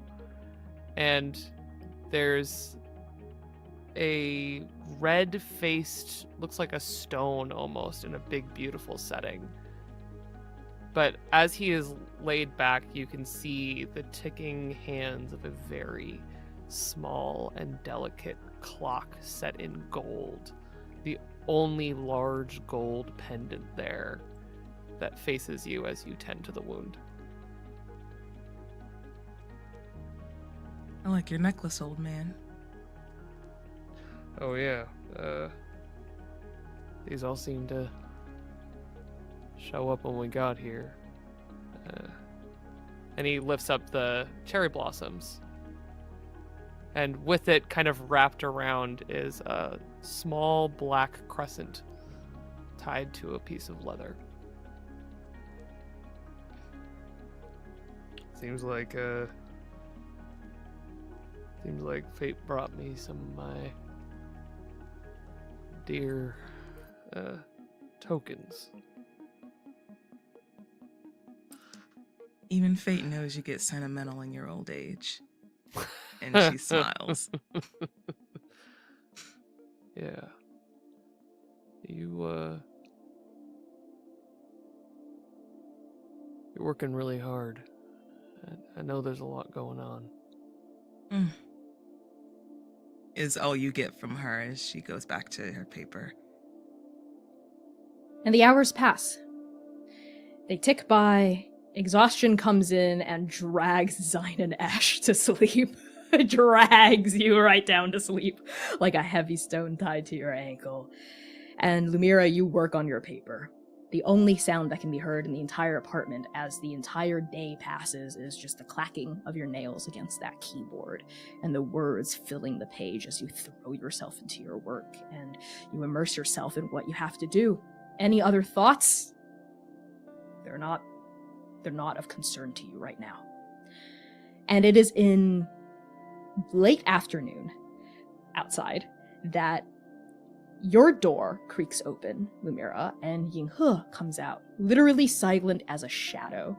And you hear their voice, small whispers so they don't rouse Zion, kind of edging at the side of your chair. Lumira? Jeez, Sorry. and Lumira jumps. So completely one-track mind focused in her paper that she literally jumps like 5 feet in the air, kind of like grabbing her laptop to keep it back on her. She's like, Fate! I'm sorry. You scared the crap out of me. I tried to make as much noise as I could without waking Zion. They were dead silent. They made no noise at all. Lumira looks at Yinghe like, you know the most sound you make is none, right? Oh, right, Shadow Mage stuff. I just, you haven't come back to bed. It's been hours. You must be exhausted. My body runs well on an hour or two of sleep. I'm used to it at this point. Yinghe squints at you. They clearly don't believe you. Lumira doesn't care. Her eyes are focused back into her paper again as she's speaking to Yinghe. And it's silent for a moment before Lumira clears her throat and goes, I think you and Sayer should have the room. What? I'll sleep out here on the living room couch. I'm gonna be No. up all night anyway. I Simon's have already in. papers to write. Simon I- deserves his own I want room. you to be my roomie, Lumira. And Lumira kind of softens at that just a tad.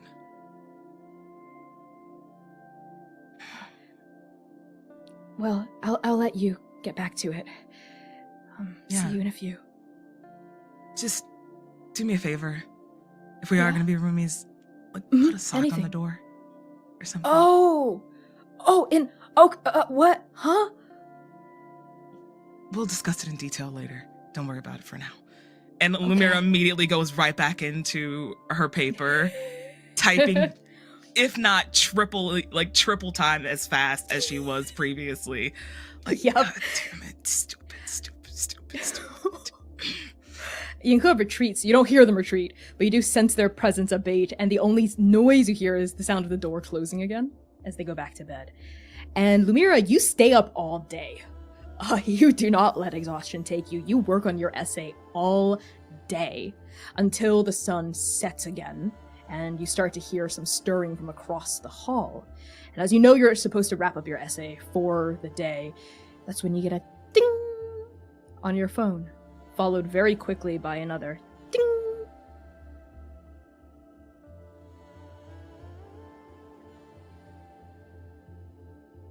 You're muted. Jeez. Lumira pulls herself from finishing the last paragraph of her paper, all 11 and a half pages, double spaced, 12.5 times New Roman font. Just, she's so proud of it. When she looks over, when she finishes it, she presses save. She saves it like she has been consistently doing throughout the night, and will just check her phone haphazardly as she's going through proofreading. You check your phone casually, intent on going back to your process of proofreading, but the name catches your eye. It's that same unknown number. The first text reads, "Oh pity, oh sorrow." And the second text reads, "You will come undone." And we're gonna cut to break there. So we'll be back in 10 minutes. We love you all so much. I hope you enjoyed that and enjoyed the new art on the overlay too. Spisho, see you in 10.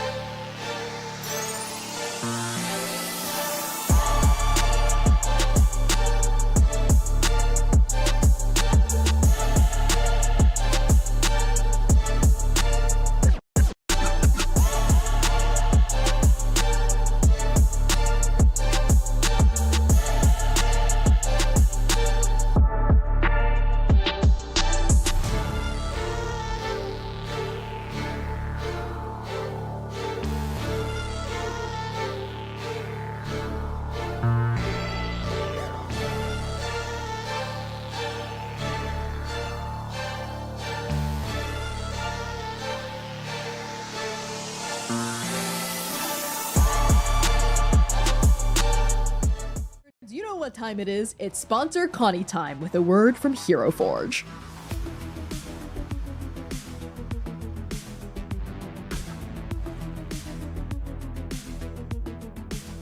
Hero Forge has officially leveled up with kit bashing. When you become a pro member, you can place up to 20 more items anywhere on one of your Blorbos with their own independent scaling, rotation, and movement. You can make your character look exactly as they should, even if the specific clothing or accessory option isn't available at the base level. You just have to get a little creative. And because I love you, Transplaners, here's a special sneak peek at a kit-bashed version of Oblivion. Just look at those wings and that base. This would not be possible without the power of kit bashing. The combinations are literally endless, and you can print your kit bashed Blorbos as plastic minis, standees, digital STL files, or even Hero Forge's brand new color statuettes. Color statuettes are twice the size of a regular mini, and just look at this. I mean, look how massive this is, and especially in comparison to a regular mini, you can really get into all the nooks and crannies and details that wouldn't be as apparent on a regular sized mini. Just look at how Oblivion dwarfs Oka here. And also, if you're a GM, consider busting out one of these bad boys during a boss fight to really get your players shaking in their boots. Oblivion agrees. Unlock the true power of Hero Forge with a Hero Forge Pro subscription starting at $3.99 a month. Get in there and start creating at bit.ly/transforge. Now, let's get back to the show. Or more likely, just more of the waiting room. Trust in her will.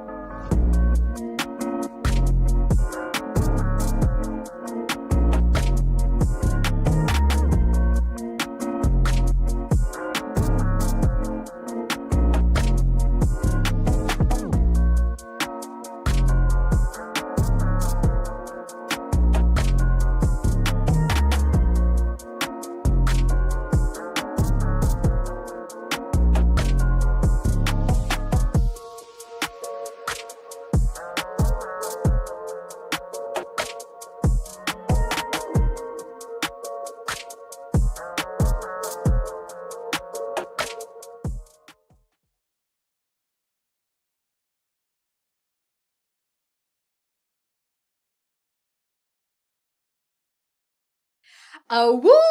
Welcome back from break, friends. We're gonna hop right back into the session with a reminder of content warnings for this episode. So the Chaos Protocol is a dark fantasy series that may contain content that is triggering for some viewers. Content warnings for this session may include fantasy violence, blood, death, killing, ghosts, possession, grief, trauma, vampirism, neck gore, romance, references to sex, complex character dynamics, brief depictions of floods, food, alcohol, and substance use, addiction, and mentions of spiders. If you're on Twitch, use !CW at any time to get a look at our content warnings. And if you're on YouTube, our mods are posting it in the live chat right now.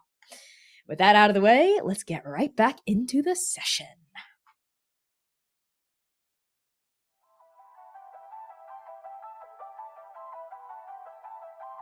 Strike Team Nova. It's time for your coterie's first ever errand. An errand is a special mission, scheme, or series of tasks that supports the goals of your house.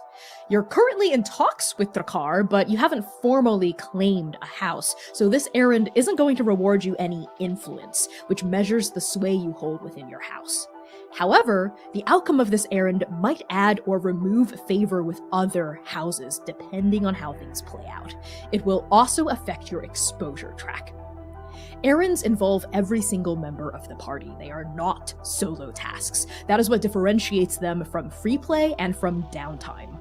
The outcome of your errands will determine if your house or coterie advances in Inferno or falls behind.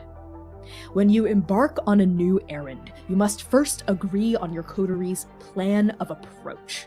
Each plan of approach comes with a unique detail you'll need to flesh out before we even begin.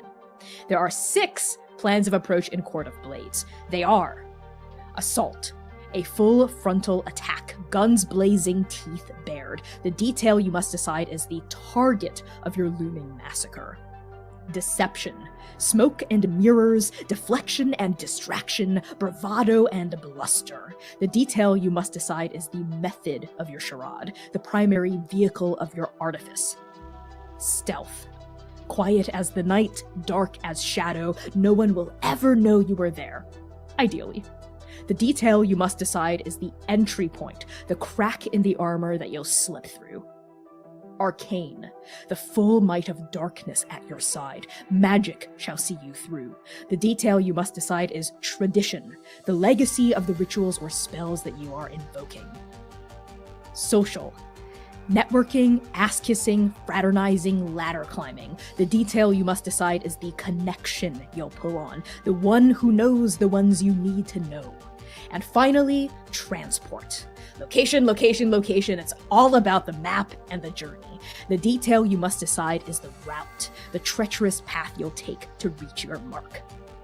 Your plan of approach describes your overall intentional strategy for this errand, but it does not prescribe the actions you can or can't take when you're actually doing the thing. This is just the plan your coterie agrees upon at the outset. No one really knows what might actually happen when shit hits the fan. So, Strike Team Nova. We're not gonna play out a planning scene here. In fact, Court of Blades discourages us from doing so. If we want to establish specific tactics or preparations, we can invoke flashbacks during the errand itself. For example, if you run into security cameras, one of you can declare that you actually hacked the cameras before you got there. This would invoke a flashback, which we would play out and resolve to see how successful you were in the past. Back to the plan of approach. Which strategy and detail do the 4 of you agree on in the wee hours before you meet up with Mav and Bo? Is it assault, deception, stealth, arcane, social, or transport? Probably stealth, yeah? Stealth. Yeah. Yeah. Yeah, that makes no sense. You're literally breaking Nova's into the ICMA. aligned. Something that we're okay. also famously great at. Yeah. Of course. Subtlety.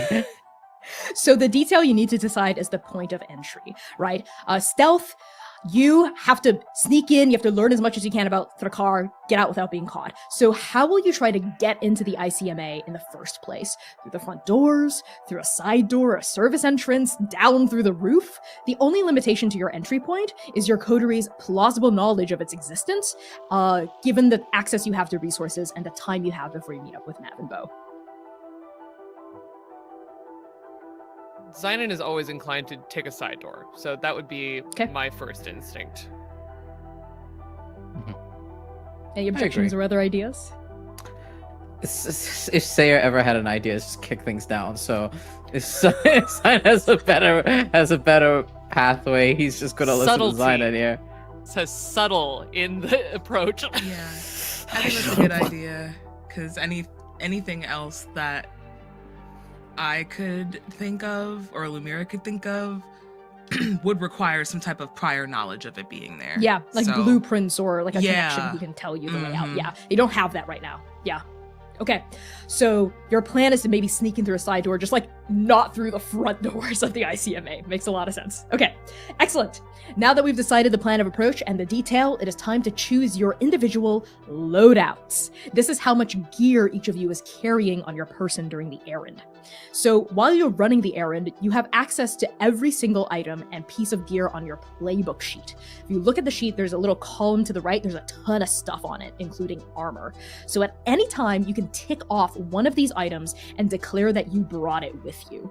For example, if we run into yet another werewolf at the ICMA, you can say, I shoot it with my gun and my 3 silver bullets, and tick off your gun and your 3 silver bullets on your playbook sheet. However, the number of times you can do this is limited by your loadout. There are 3 tiers of loadout: discreet, loaded, and encumbered. Discreet lets you tick between 1 and 3 boxes per errand. Loaded lets you tick up to 6 boxes. Encumbered lets you tick as many boxes as you want. If you have a discreet loadout, you can move quickly, you aren't conspicuous, and you can easily blend into the crowd. If you have a loaded loadout, you look like a specialist on an errand. You look like trouble. You stand out, you are conspicuous, and people can easily remember you if they see you. If you are encumbered, you can only move extremely slowly, and you are bogged down by all the crap that you're bringing with you. Generally speaking, just above the table, you don't want to pick encumbered unless you have a special playbook trait that lets you do so with ease. So you also want to pay close attention to how many boxes each piece of gear takes up in your inventory. Some can be unlocked with a single tick, others require 2 ticks or even 3, which might use up your entire loadout if you have a discreet one.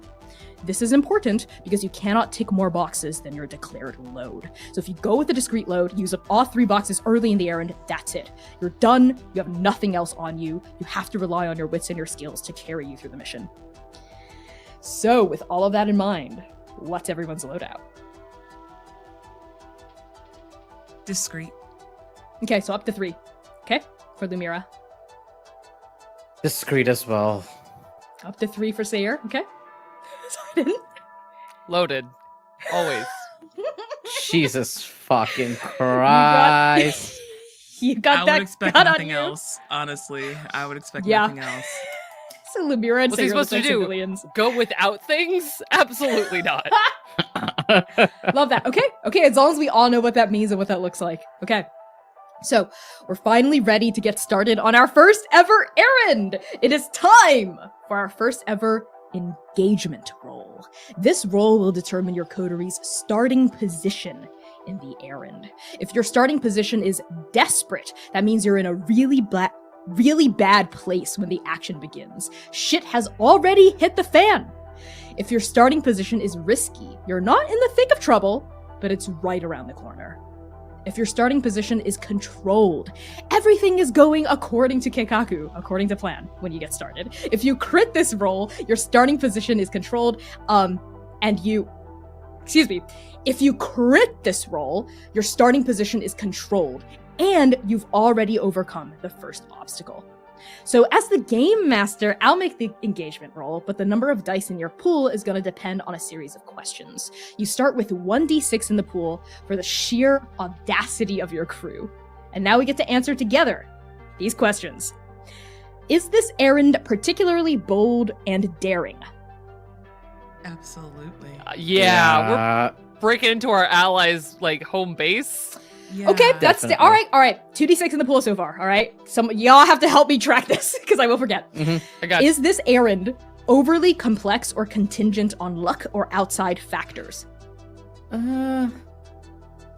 I don't think so. Not necessarily. Kind of, but not really. We are the arbiters of our own goddamn fate here, honestly. Okay, I will accept that. Yeah, you're not like expecting other people to do it for you. You have a lot of agency here. Okay, so that means you don't minus 1 dice from the pool. Does the plan leverage one of your coteries' strengths? Yeah. Yeah. I would say yeah. I Yeah. would. Okay, you know, I'll give it to you. I'll give it to We're you. lying to the spiders. What's more spider than that? Well, but also Okay. like we go into unknown territory all of the time at this point, and that is really what we're doing is like And venturing we have into the Ying-Huh. unknown. And we have you. Who's stealthy, who's very stealthy. That's very true. Okay, 3d6 so far. Is your target strongest against this approach, or are they prepared for this eventuality? I'm gonna say yes. The spiders are Definitely. very prepared to be infiltrated or betrayed. I'm gonna knock 1d down, that's 2d6. Can friends or contacts provide aid or insight into this errand? Yeah, Yes. Bo and Mav are literally Yeah. helping you, so that's another d, that's 3d6. Are enemies or rivals interfering in this errand? No, I so hope we not. don't minus 1d. Hope Nope. not. Will this errand endanger or reflect poorly on one of your paramours? Oh shit. I mean, I have a paramour. You have a It But paramour? might- mechanically- Yeah.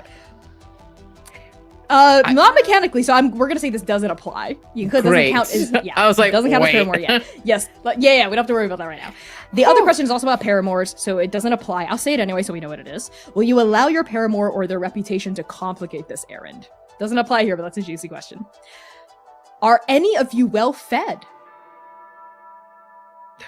Okay, that doesn't affect it. It's okay. Not even in the slightest. No. Are any of you hungry? Oh fuck. I'm That's all of definitely- us. I'm Okay. more than hungry. Mine's Okay, the are any of worst you one. ravenous? Which one? I am Hungry or ravenous. ravenous? I'm Are all of you ravenous. ravenous? No, I'm Yeah, just hungry. the two of us. We're at a Okay. -1 now. Yep. So hungry minus 1d per hungry vampire. That's Sayer. We only have 2d6. Ravenous is minus 2d per ravenous vampire. So down 2 for Zynon and down 2 for Lumira. That's a -2 in the pool. What the fuck? We're doing Yep. great. Okay. So you can't roll with negative dice. What this means is I will roll 2d6 and take the lower result. Okay? Great. Alright, here we go. The first roll is a 6. Okay. Okay. Okay.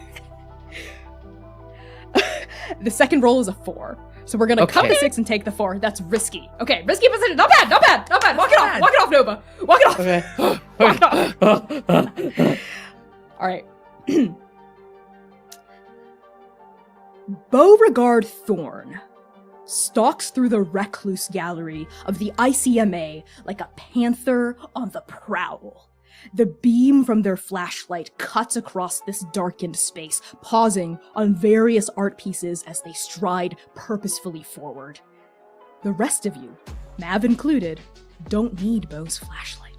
The paltry starlight in this space is more than enough for your undead eyes to drink in every single detail. The concrete floors, the stone walls, the vast vaulted ceiling that reaches for the stars visible through clear glass windows dozens of feet above your heads. Wooden beams form intricate, latticed partitions, separating the gallery into different sections, each with its star piece surrounded by other lesser works, like constellations hovering around their dazzling nuclei. You see freestanding columns with precious objects on top, protected by glass cases, paintings with wooden frames and noble plaques, yarn work, sculptures, prints, projected films. The Recluse Gallery is a paragon of modernity and tradition, innovation and legacy, what will be and what was. It's also spotless. You are not the only ones with downtime, Strike Team Nova. Rhododendron Trakar also has 2 downtime activities, and Ree chose to reduce exposure and acquire assets. They got a 6 to reduce exposure, and they got a double 6, a crit success, to acquire assets. So yes, the Recluse Gallery is spotless. There is not a single drop of blood on the ground or a single piece of art out of place. It doesn't look like a violent altercation or any altercation occurred here at all. It just looks like an art gallery, waiting for its final pieces to take up the blank spaces that remain on the walls. That's it. As for the results of your engagement roll, a 4, risky. This means that you're not immediately in trouble right now as you stalk through the gallery, but trouble will find you, guaranteed, and soon. Rhododendron Tracar will be alerted to your presence in the Recluse Gallery. You're all pretty sure someone saw you or will report that you all snuck in through that side entrance if you don't hurry. So you have to be quick about this before the spiders catch you. How do each of you seek clues about Ren Shimizu's death in the Recluse Gallery, as well as House Tracar's part in it? Can I say, I don't know if I would need a flashback for this or not. Okay, what are you trying to do? I want a black light. Oh, okay. You know what? If it's not on your gear, let's just say it counts as one piece of gear, and you can just have it on you. Okay, yeah. Okay. I want a black light. Great. Mira will start scanning the floor with the black light. The blood might be cleaned up, but that doesn't mean that its remnants are completely gone yet. Okay, you click on the black light and you start moving it over every single part of the floor, and so far you don't see anything out of the ordinary. You see your own footprints, right? As you came into this room, you see other people's footprints, presumably guests or curators from earlier in the day, but you don't see huge splatters yet. But you have yet to comb over every inch of the gallery. As you do that with the light, we pan over to Zynon. How are you seeking clues? Zynon is sniffing. Trying to Okay. smell the blood that he hungers for so desperately that I am actively ravenous, and he knows that Ren was a vampire. Okay. Because you're not using a tool necessarily here, I think how well this goes is up to, there's an element of risk, so I'm going to make you roll for it. What action would you like to invoke? We're hunting. We're hunting for blood, specifically. Okay, I'm going to say your position is controlled, and your effect is standard. Yeah, that seems right. Mhm. And at ravenous, I'm rolling at a 0. So Oh no! Yeah, that's a 2d6, and we'll take the lower. hey, but I rolled really well. That's 5. Okay, excellent. Yes, Zynon, you sniff around, and the sound of you sniffing is also accompanied by the sound of Mav sniffing. In her human form, she's gotten down on all fours and is like sniffing the ground, looking up, pausing, and then sniffing and sniffing again, and muttering to herself. And you also notice Bo looking around as though they're looking for something. They're pausing every now and then and briefly closing their eyes as though trying to sense something, and then they shake their head and move on. But they're looking for something. They haven't found it yet. And then Zynon, as you sniff, you smell paint. You smell a little bit of dust. You smell wood. You smell cold stone and timber, and then you pick up on just the barest hint of bleach. Bleach was used here. Quite a lot of it, actually. Someone cleaned. We pan over to Sayir. How are you looking for clues? Players hunting for missing things. Yes, Rhododendron probably had time to clean up. Rhododendron had time to hide things. You can't hide everything. Not in a murder between 2 massive vampires, right? Something must have broken out. He's looking for tools, damage, debris, anything. Like any sort of like hidden implement that could... Hidden implements. That at least could figure out the location of where it happened, or where it could have been. Okay. Why don't you also roll for me here? What action are you invoking? Hunt. I'm tracking, baby. Okay, I'm going to say your position is controlled and your effect is standard, as usual. Okay. Wonderful. That is 3d6 for me because I get a +1 to hunt or skirmish thanks to the gift of the moon. Wait, Without just moonlight. generally? Without moonlight, Yeah, okay, because there's no moonlight yeah. coming through the windows. Okay. I get an additional D if it's made in the live moon, so. Jeez, okay, nice. I nice, know. Go for it. It's okay because I'm hungry, so I have to ignore Mhm. the top result anyway. Well, that's funny. That's A 5, similar to Zynon. Okay. I rolled 3 5s. Wow. I was like, that's Well very done, funny. Thanks, Sayer. Yeah. Good job. Good job. Good job, Sayer. Arc one That's proud of repeat, you. But like better. Yeah, me too. Not 3 ones or something. I'm making it. Okay. I'm making it up for the wild sea. I'm making You're it up for redeeming the yourself. Sayer, you and Lumira reach the same conclusion at the same time. With the black light and with your sharpened senses, there is absolutely not a single hair out of place. Lumira, you don't see any splatters of blood at all. You do see like a few splatters of like something, and then you like move the black light away and you realize it's like coffee, but that's like the closest thing to like a spill that hasn't been accounted for. There's no signs of a grisly massacre here whatsoever. Though Lumira, you and Sayer both also notice that there is a piece of the wall next to a huge, beautiful tapestry that Bo has stopped in front of that looks new. But you don't see any crumbled plaster or anything. It's just new. It's just a piece of wall that looks new.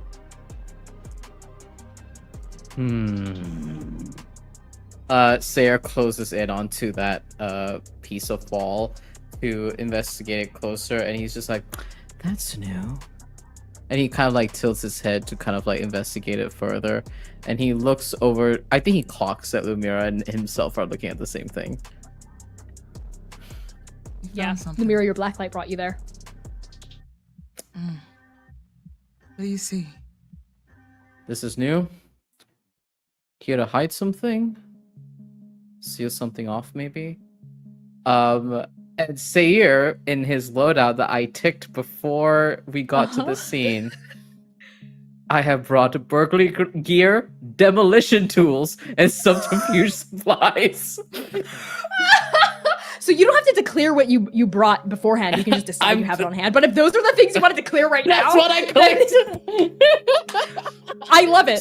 So Sayer looks at this wall, knows that we're on a time crunch, knows that Bo is looking for the ghost.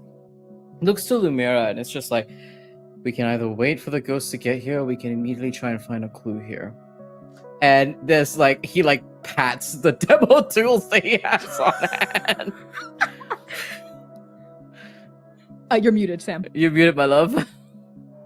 Lumira looks at you so straight face and is like, absolutely not. And I she thought like, I'd ask. She grits out that knot between her teeth, like growling it. Not. Hang on. And then I want to knock on the wall. Does it sound hollow? No, it does not. It's filled in. At this moment, Zynon walks up next to Bo and closes his eyes. He thinks about all of the times that he's reached out to ghosts now, something that was very familiar for a moment there. And he just tries to listen and feel what this person who can apparently speak to ghosts might be looking for. Bo does not verbally acknowledge you yet when you approach them, but they have paused in front of this tapestry and they seem to have found a place. And they reach into their gear, their packs and their pouches, and they pull out salt, a palm full of it. They get down on their knees and they start making a circle marked in salt. And after they close the circle, they start like drawing in sigils with more grains of salt within it. Zynon produces from his arcane implements, which in this case have been retooled to be his ridiculous amount of hunting equipment that is hanging off of his pouches and things, even further salt in like a very fine file that, looking at it, he realizes is probably made for this exact use of actually drawing things. And it's got like a very fine point, and he hands it out. to Bo. Bo takes the salt from you, like without hesitating, and they bring it up to their face, really closely examining the granules. They sniff it. They glance back up at you, and they pause briefly in their ritual work. What hunter cell did you raid to get your hands on these? I didn't. Bo uses your salt to complete the circle and like finish inscribing letters onto the ground. And as they do, they say, "You have a connection to them too, don't you? I can sense it." Yeah. Ghost and I, well, let's just say I'm familiar. Can you feel her presence too?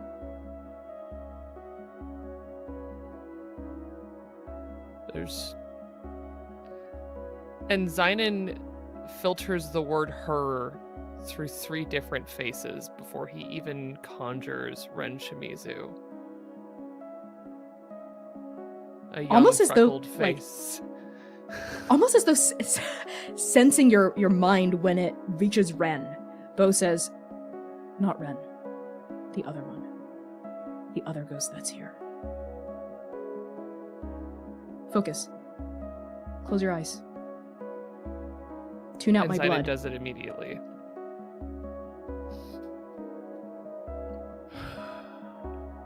Zynon, And he, I know I usually shouldn't tell people what to roll, but I would like you to channel for me. oh jeez, this is gonna go as well as everything else. Oh no. At a 0, I'm rolling a -2. Here we go. Yeah, it's a 2. Okay, that's okay. That's okay. Your position here is controlled. Whatever presence here is not hostile, and your effect here is standard. So with a 2, you don't get a name or a full manifestation or anything, but you do sense something. A presence. Nothing material, but just a presence. And it feels old, really old, centuries at least. Sad. Lost. Forgotten. And it's very interested in Bo. And what Bo's doing.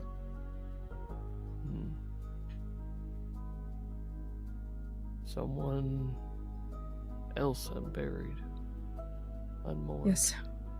Unburied and unmourned. It's noticing me. The salt drew its attention here. It's stirring. But it needs more than that. A sacrifice. And without flinching, they pull out a small silver knife out of their harness and they cut their palm. And they start to dribble their own blood over the salt and wet it crimson. And you smell their blood suffusing the air as it happens in a spray. Zynon clamps down his jaw. Now is not the time for this hunger that keeps on gnawing at him. This freedom that his body craves. Bo is unflinching, even though they just cut their palm open and spilled their blood in front of a very hungry vampire. They seem completely confident they'll be able to take care of themselves if you lose control of your thirst. At this moment, we push back to Sayir and Lumira arguing over the finer points of this wall. Lumira, as you turn your attention back to this formerly broken, now repaired, new piece of wall, that same feeling, that power, strains within you. There's kind of a as you look at this wall and you see for just a flash of a second the golden lines over a invisible crack in its surface as your chronergy is straining inside you, wanting you to use it, trying to show you the past, what happened here, what time can reveal, but then those threads of fate bind you even closer, red hot and then ice cold and then red hot again, and that flash of gold subsides. How do you confront this pain? I think, Sayir, you hear her gasp again, and her body goes absolutely rigid, like it did prior to on the apartment's rooftop. And she tries to shake it off and loosen the tension in her body, and just briefly, you see her hands almost instinctually shoot up in the way that she typically casts her liminals before she snatches them back down. Whoa, Again, whoa, whoa, whoa. sticks them in her pocket. Whoa, whoa, whoa, whoa. What happened? What'd you see? Nothing. Lumira. Where's the ghost? Sayre she looks says at you in it disbelief. breathlessly. She says it so breathlessly. Sayre looks at you with disbelief. You can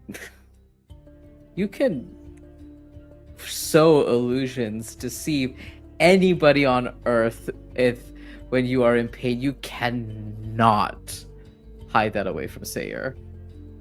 And he sees that, he looks at you with clear disbelief.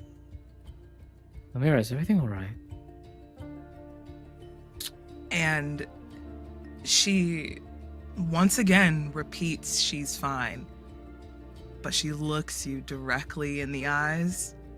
Her eyes say no. Her eyes say that there's something wrong. Really wrong. Which hand did you stuff into your pocket, Lumira? Both.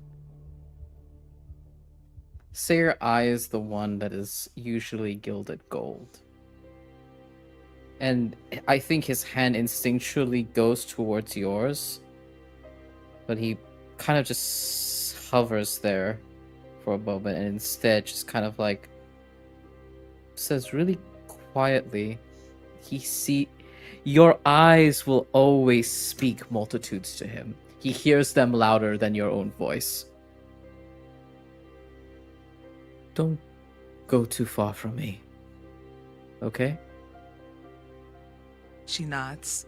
Just so imperceptibly. You almost can't see it, but you do. Let's go see about this ghost. It's over here. You and Lumira approach the salt circle that Bo has set up in front of this tattered tapestry.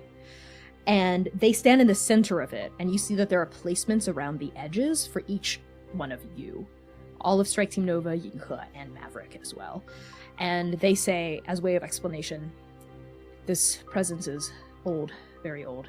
I don't just need you all to be lookouts for me. I need you to help me call it. How? Just stand on the places that I've laid out in the circle, and don't break the circle, whatever you do. Any particular order? A pause, and then they look at Zynon and say, you to my left. And then they look at Sayre, considering, at Mav, at Yinghe, and then linger on Lumira. You. Referring to you, Lumira. To my right.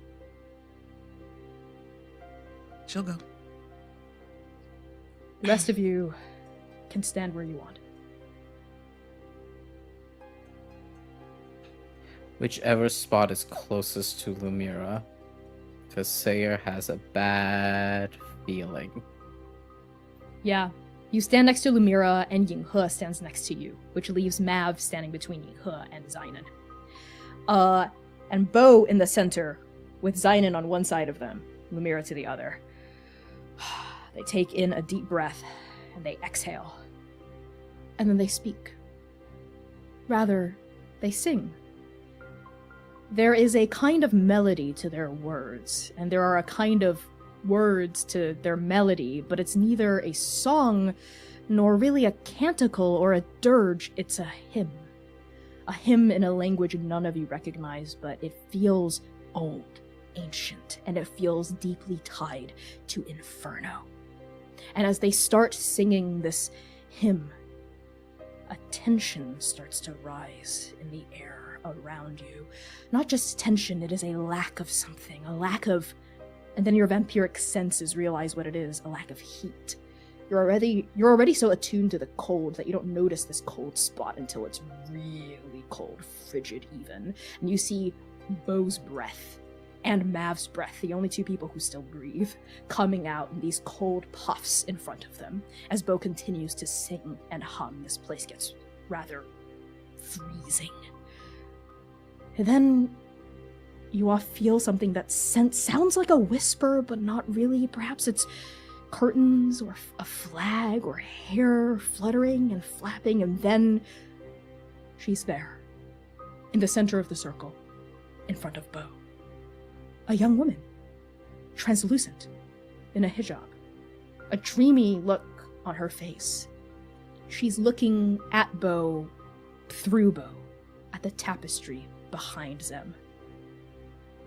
And as soon as this ghost appears, all of your devices, if you brought anything electronic or your phones, you feel them like crackle in your pockets.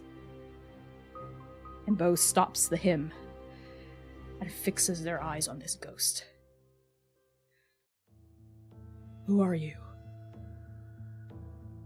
The ghost sways on the spot, still looking at the tapestry as though they were just another attendee here at the gallery admiring the art.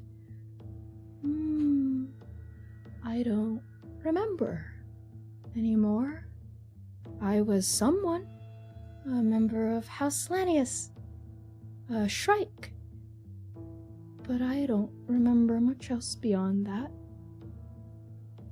Shrike. What is your name, Shrike? I don't know. I'm not sure. Oh, so many new friends here. So many eyes on me. But I'm a little shy. I don't like being looked at. It's been a long time since I've been looked at. Maybe I'll just go back home. And they start to fade. Bo reaches out and says, no. Stay. Your name. I need your name. I don't remember. And she continues to start to fade, and Bo's eyes flick over to you, Zayden. Connect with her. Zynon, when that cold comes over them, he suddenly feels more at ease. This is the closest that he feels to Sing anymore. The last place he ever saw her felt just like this. And that calm, I think, radiates out from him.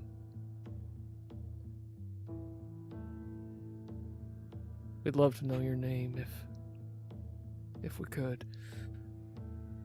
I'm Zynon. And the ghost, she flicks her eyes away from the tapestry and at you. The first time she's looked away from this tapestry, she didn't even really look at Bo in the eyes, but her eyes turned to you, those translucent eyes whose colors have long lost their hue. I'm sorry, what was your name again? Sorna? Zynon visibly winces. Isha? Esh. Yes. Those are my parents. It's nice to meet you, Esh.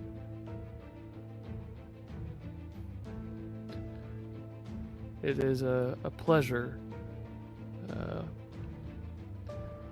What are you looking at? Oh. And her eyes turn back to the tapestry. A cycle? A circle. Something with no beginning and no end. Destiny.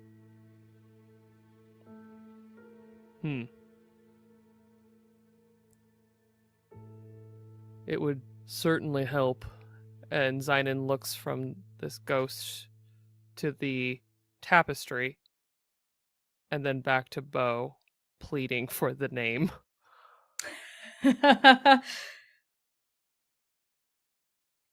Zynon. would love to help end this cycle, if possible, for you. Warn you and give you rest. At that, the ghost perks up, and they return their gaze to you. Give me rest. A funeral? We need your name first. My name. A funeral for me. I never had a funeral. I would like a funeral. Aisha would like a funeral. Pleasure to meet you, Aisha. Aisha, You did well. And Bo turns their gaze back to the ghost. As soon as they say her name, Aisha, her eyes flick back to Bo, and we see color pour into her irises, brown, as part of her is remembered again. And Bo says, "O spirit, O ghost, O unmourned soul, I call upon you now, and seek to see what you have seen. Heed my song, and claim my heart." Aisha! Aisha's brown eyes widen, wide open for the first time, and their head spins toward Bo in focus, and they fly toward them in vicious, sudden clarity, her loneliness crystallizing into a rare moment of incredible spiritual attunement, and then they fuse. Aisha sinks into Bo. Bo shudders, and the Red River rises. It rises around all of you, each and every one, thick and wet, coppery and full of sinew, yet you all remain dry. The water, the blood, rushing through your hair, and yet you breathe. You are here, rooted in inferno, and you are there in death. Spirits screaming, weeping, singing, wind blowing, water rushing, blood pumping, and Bo in the center of the recluse gallery sways. They almost fall over. Mav shouts, but she doesn't break the circle, and her voice is swallowed by the howling crimson gale, and you all know it. You all know it immediately. It's not enough. Bo's power is not enough to parse through years and years and centuries of time buried within this ghost, all smashed together and locked away and left to rot and be forgotten. What emotion swells in each of you, starting with Sayir? Fucking fear. He sees the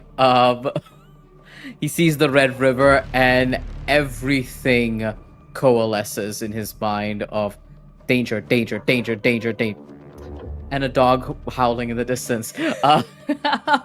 All he hears is danger, danger, danger, danger, as he is consumed by that fear, concern, helplessness in the face of it all, as he kind of goes to yelling towards Bo. Hey, whoa, hang in there, Bo. Come on, tether yourself, your voice please. As well, snatched away as soon as the words leave your mouth, snatched away by this howling gale, spirits swarming around you, blood pulsing. Zynon, what emotion rises in you? It's this overwhelming sense of clarity. Zynon has been running around Inferno, trying to find something that looks like oblivion to him. And this river, this place of death, that feels like what he's been looking for. And he stands there with his feet rooted like deep vines into the earth.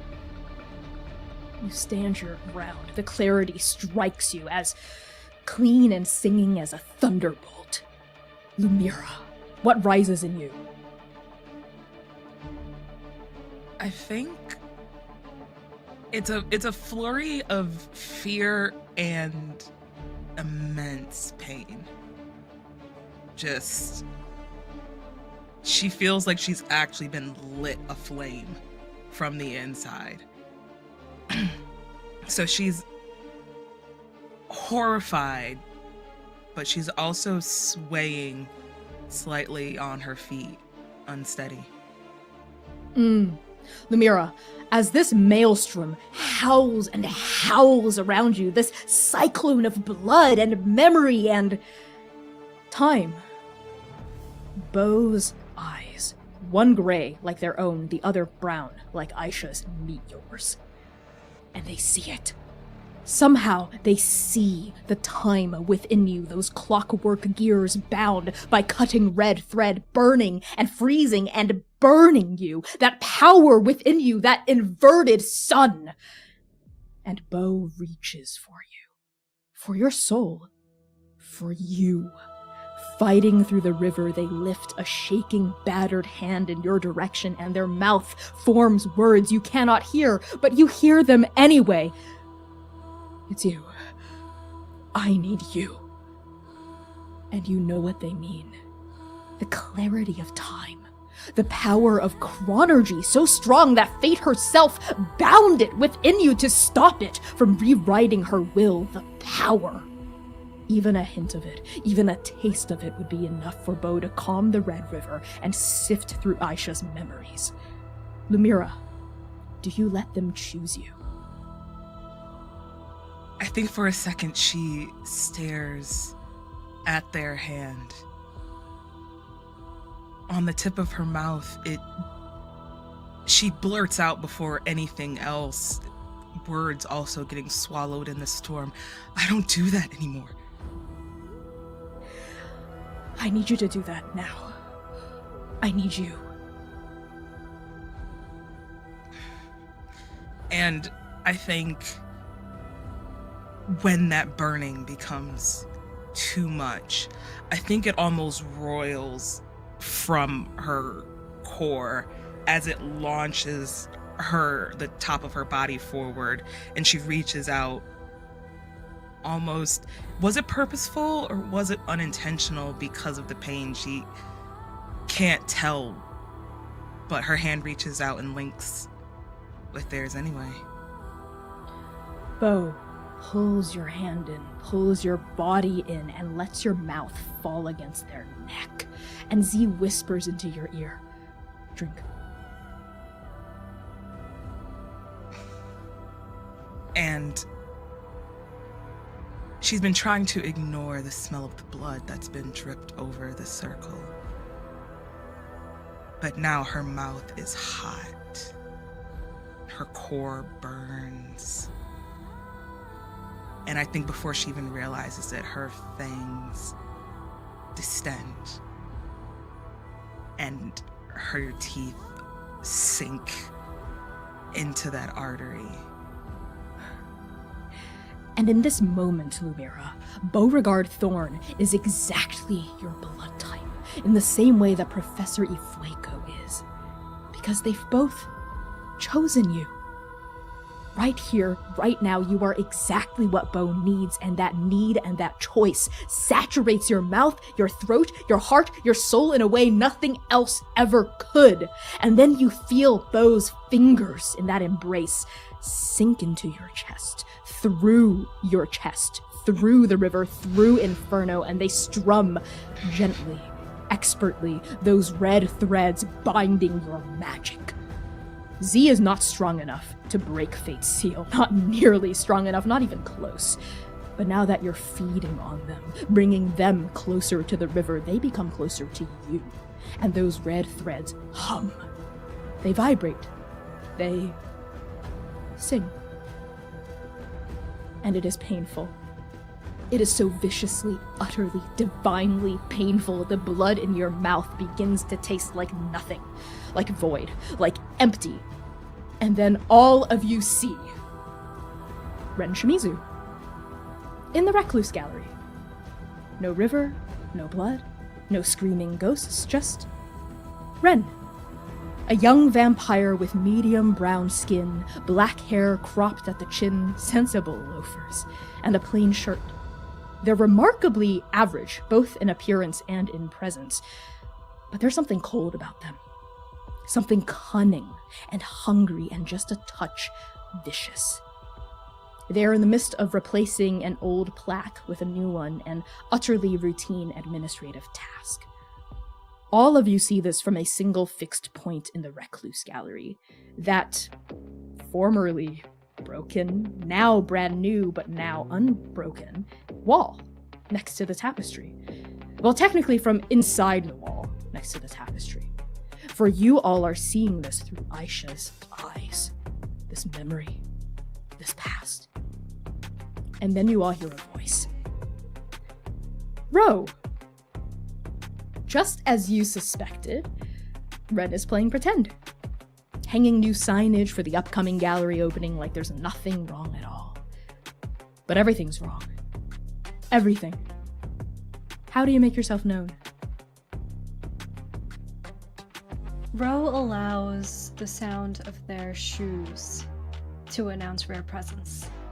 The click-click of Ro's heels as Ray enters the Recluse Gallery and stands there in the entrance for a little bit, observing Ren go through the motions of replacing this plaque, as if this was just another work day and there was nothing unusual about this gesture, about this motion, about Ren working here in the Recluse Gallery for House Takrar. Ren definitely hears you approach. You see their ears perk a little, but they don't turn around. They're busy fixated on their task, though they do address you without turning around as you approach. Oh, hi, Ro. Can I help you with something? Ren, you're just the person I wanted to see. Oh, great. I was just finishing up here, getting ready for the opening and all that. And Ren straightens up and turns around to face you. Smiles, but doesn't reach their eyes. Ro regards Ren for a moment. Framed by this large painting behind them, Ren looks small, inconsequential in front of it. And Ro walks up towards Ren and looks at her, and then looks up at the painting behind her, the one that Ren was replacing the plaque for. And without looking at Ren, asks, "What do you think of it? I just got it actually from one of the minor houses." Oh. And Ren briefly looks back over their shoulder, takes in the entire piece of work with just a quick once over, and they turn back to you. It's beautiful. What do you like about it? The colors, the composition. And Ro looks back at Ren and says, "I like it too. I think that it has a very focused sense of purpose. It's clear, isn't it?" Yeah. Yeah, yes. Whatever you say. It's pretty. It's a bit reductive, Ren, but yes, I suppose it is pretty. At reductive, they bristle a little. If you hadn't spent years accompanying Ren and Ren accompanying you, you would have missed it, but they bristle. Well, you know, I think sometimes maybe some people overthink what art means. Sometimes a painting is just a painting, you know? Is that why you paint or make art, Ren? Because it's just a painting? Well, no, of course not. But I think there are some artists out there, and there are pieces of art out there that isn't, you know, that isn't very thoughtful or good. Not to say that this piece, which you chose, right, isn't good. It's just, you know, it's pretty. That's all, I guess. And like a spider crawling from the edges of its web slowly towards the center, where it knows its prey lies, Ro gets a little bit closer to Ren and puts on a smile that I'm sure Ren has seen a million times before. Ren knows is practiced, isn't real, is a performance, just like everything else in this house is. And Ray asks, "So why do you do the things that you do, Ren?"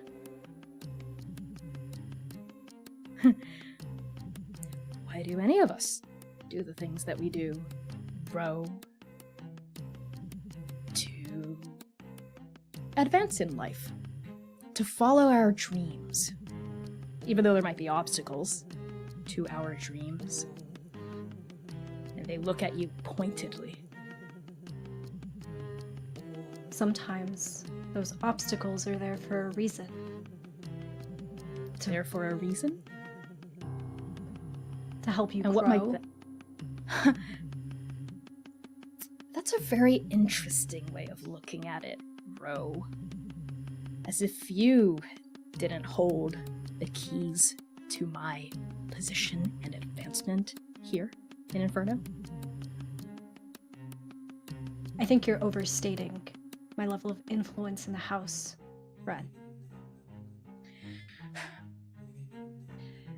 How many times have I...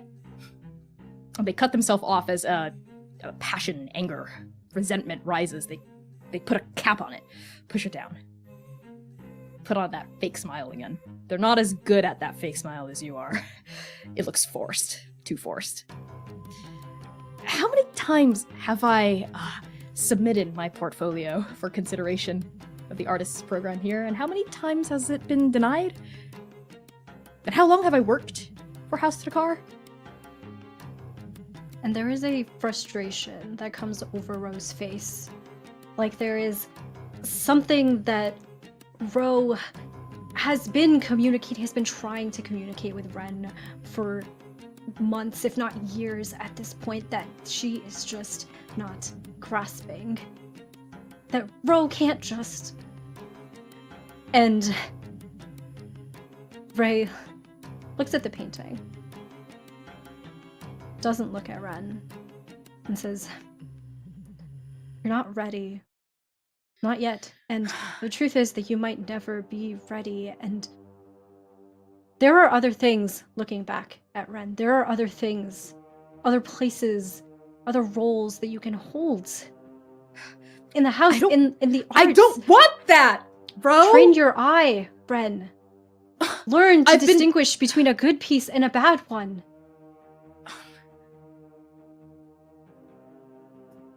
Art is not just art, Ren. Come on, you know that.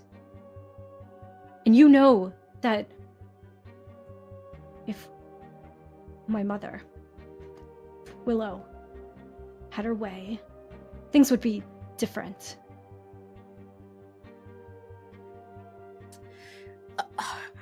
A grim silence for 2 seconds, but it feels like 2 decades as you see Ren's entire emotional journey play out across their face, because they know you're right.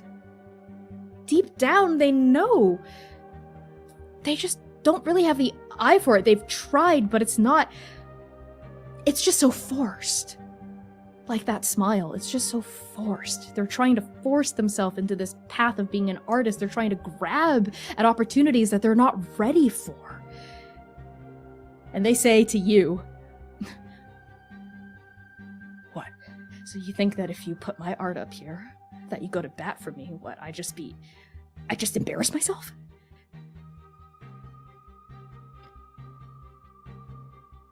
Ren, you might not hold the name, the crowd, but you are still a member of this house. You are my family. And that means something, Ren. Willow doesn't look like me, like I'm family. Forget about Willow for a second and just think about me. Ren, I know you might not think it, agree, but what I feel for you is real. It's not something as frivolous and deceitful as love, but you are family. And that means something, Ren. Oh, just fuck off, Ro.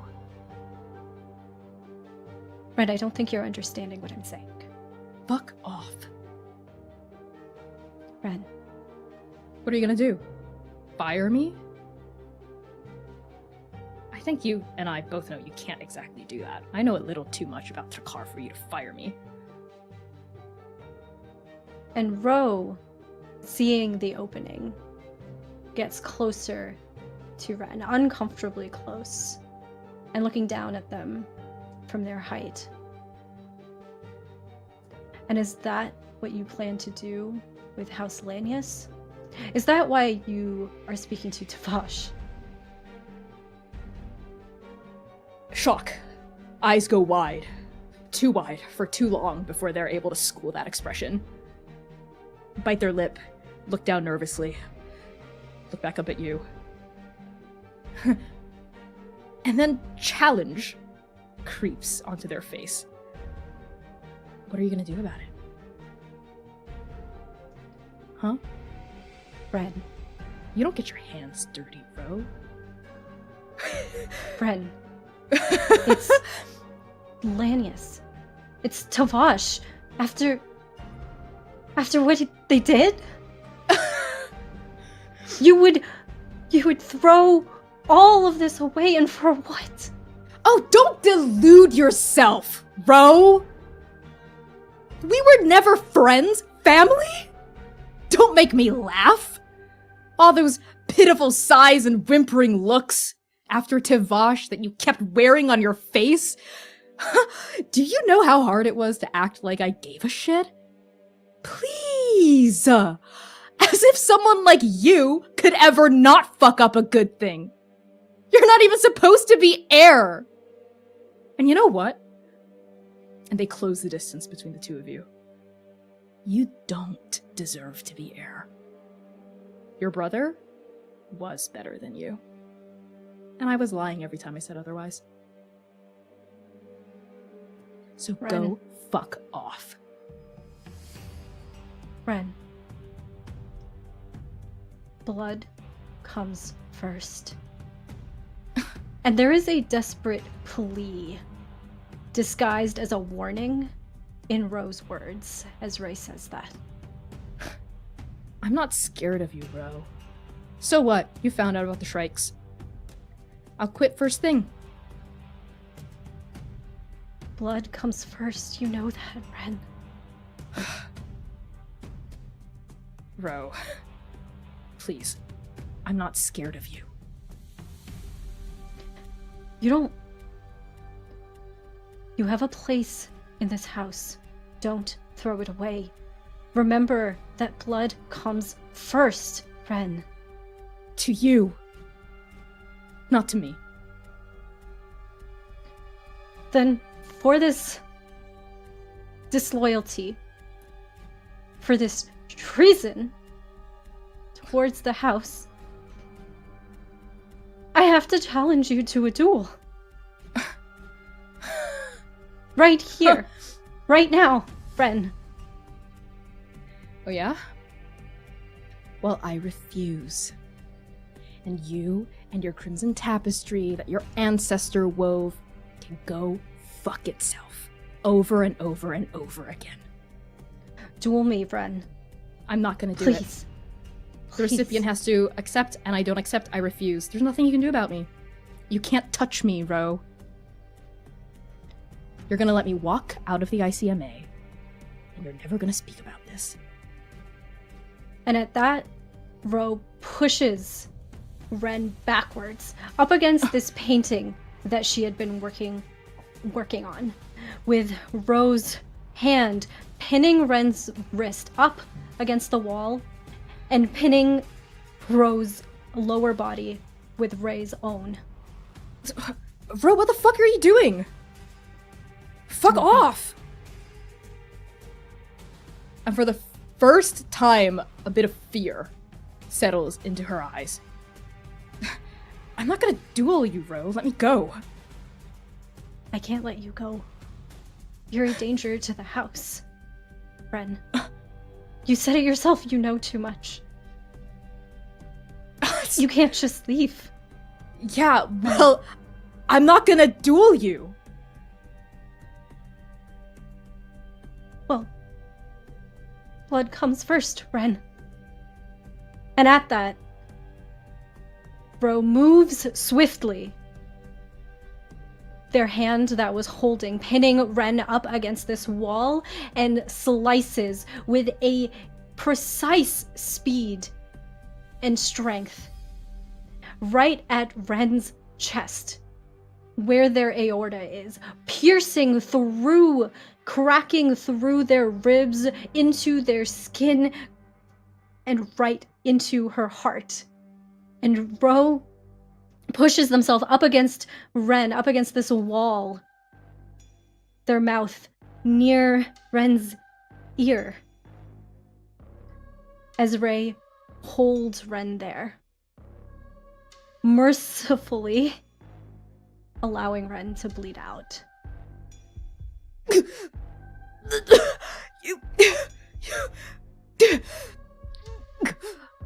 Ren's death throes are anything but pretty. As they are reclined against you, you can feel with every beating of their undead heart their unlife leach out of them, but they're not quite dead yet.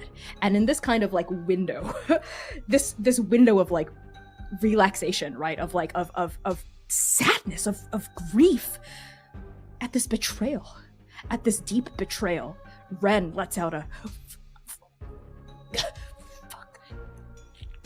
fuck you, and somehow summon the fucking strength to leap up at you. They grab onto your shoulder with one hand and the bottom of your hip with the other, and they throw you against the wall where the painting was, and you completely fucking crash through it. Like, you demolish the wall, the painting is ripped apart, and the two of you crash onto the other side. And the fight between the two of you is brief because Ren is bleeding out and her blood is going everywhere with this fight. You are destroying shit, you're wrecking shit, it gets messy. It is brief, but it is really fucking brutal. And with every blow, every punch that is landed, every bite that is avoided, Ren is just saying over and over again, fuck you fucking piece of shit, Ro! You should have died back then! Shouldn't have been your brother, you should have died, you fucking... And she's going at you. Throughout this fight, Ro was not fighting back, wasn't pushing back. Ren is bleeding out. Ren is weak. Ren is thrashing about uselessly at this point. It's all futile. Everything is always so futile. And so Ro wasn't fighting back, allowing Ren to throw Rem around, to crash into paintings and sculptures and tear things apart, the wall, the art, the floor, everything. And Ro just took it. Until Ren mentioned their brother, what should have been their death, but wasn't. This second life that Ro didn't ask for, didn't want, but was thrust upon them. And at that, Ro, I think, slumped up against a wall, bleeding slightly, their hair disheveled, clothes torn apart, ripped apart by Ren in this fight, just looks at Ren. Just looks, and there is this sadness, there's this grief, there's this... the feeling that people were looking for in Ro at Ren's funeral every time Ren is mentioned. That feeling that people can't find. It colors Ro's face right now, in this moment. Ren finally collapses, spent. They're dying. They're going to die. Collapse onto their knees in a puddle of their own blood at your feet. One hand on the ground. Keeping themselves up, looking at you.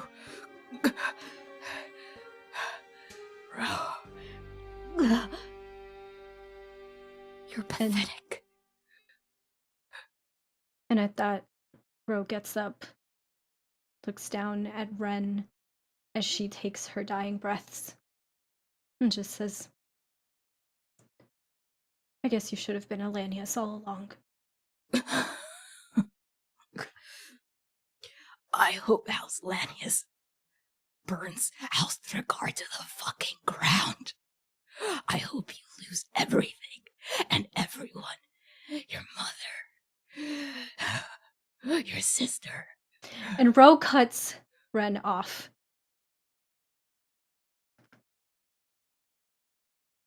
Places a hand on Ren's body, right where the wound is, and crushes Ren. Gonna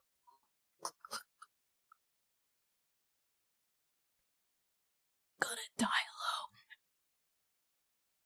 And Ren collapses. The memory ends. The river subsides. The red tides lower, gently, like they're being brought to bed by a lover. And the last of the blood sinks through the floor and out of view. Bo gasps, their neck and torso covered in their own blood, and Mav catches them in her arms as they shake and breathe. As for Lumira, the pain is too great. It has been too great this entire time, but you held on. You saw, you witnessed, you gave, you were chosen. And now you fall unconscious. Your body Sarah- collapses. Sarah grabs her. Yeah, I think you hear Lumira's like blood-curdling scream as she like reaches at her chest, almost tearing at her clothes before her eyes flutter back. You see her whites and she crumples. Mira, please! And Sayer grabs you and holds you close to him. He skids and slides, breaking the shit out of this salt circle. And he holds you close to him. He holds your chin and your face up towards him. Mira, come on. No. Don't. Look at me, please. It's Mira. okay. And the voice comes from Bo, woozy. Had lost a lot of blood, but they're still conscious. Your friend is okay. She just needs to rest. There is great power, greatness inside of her. What do you know? Look at her! So She here, just needs to rest. look at me. Take a deep breath. You've got her. And Zynon looks to Bo. Thank you.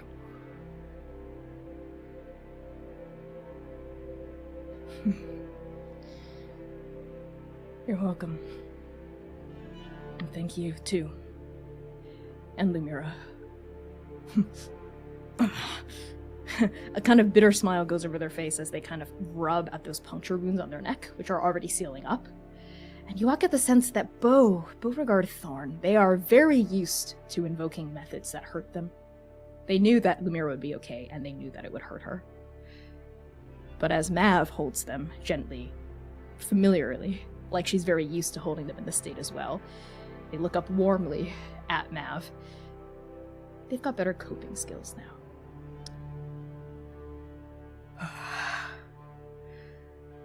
What a memory.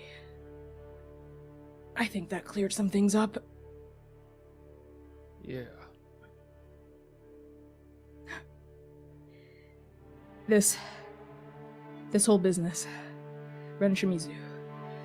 Rhododendron Thakar. The shrikes, the spiders. It's house business.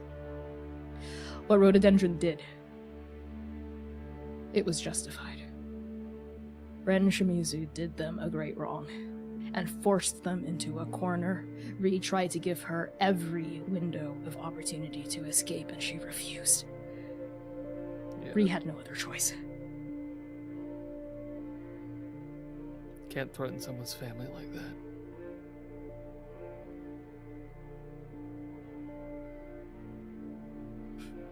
Sayer hears that and agrees for the most part, but it's more complicated than that. Who threatened who first? And You say I that think out that Sayer, it falls clumsily Mhm. out of his mouth. Crimson tapestry, laws, and he's just holding Lumira so close his hand is still on her cheek, brushing away a stray hair and sweat that might have covered her face. Which betrayal start first? It feels like at every juncture a betrayal, every juncture a forced choice, a forced murder, an assassination, a loss of a brother. This isn't any clearer. Yes, Ro is forced into the corner here, but if you call that a choice, if you call that Ro's firm reply, I don't think so.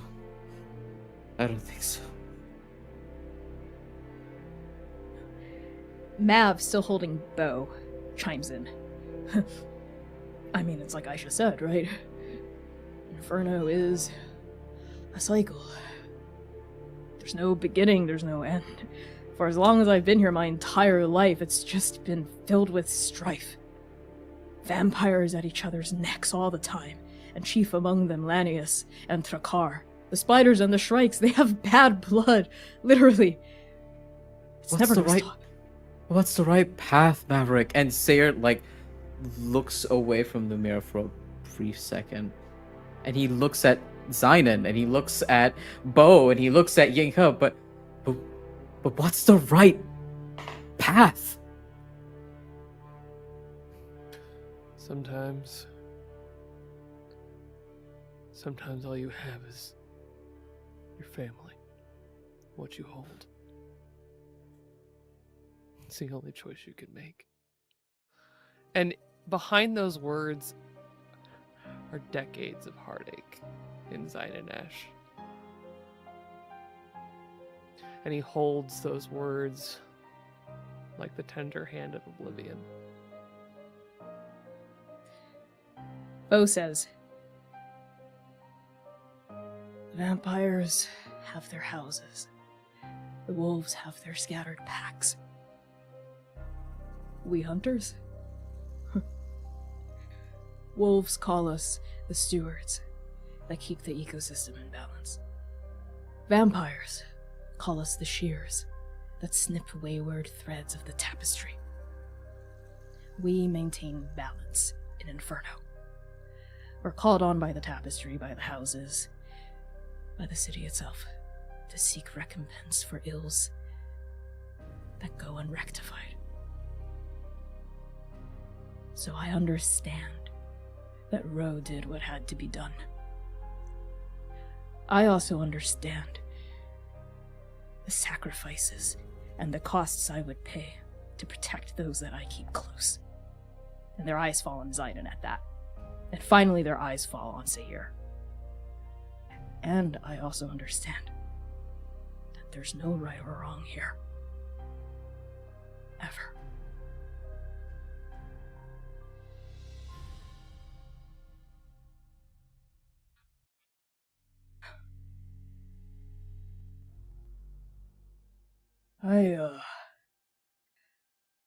I feel kind of bad about all of this.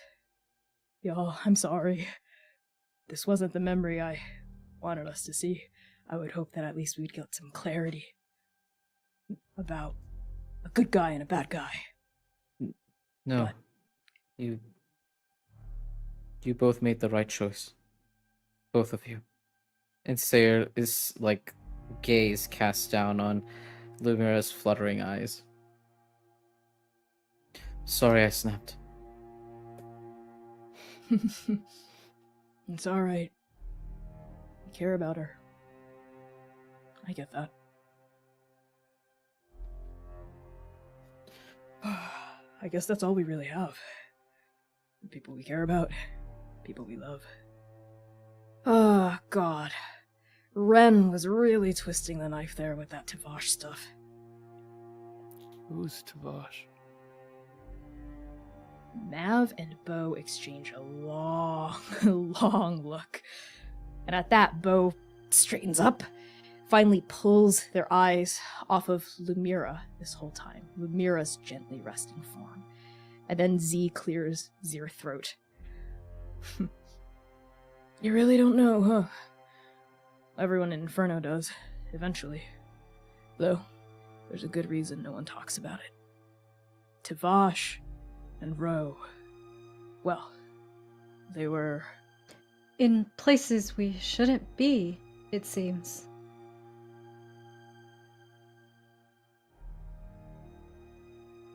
And Rhododendron Thrakar walks into the Recluse Gallery.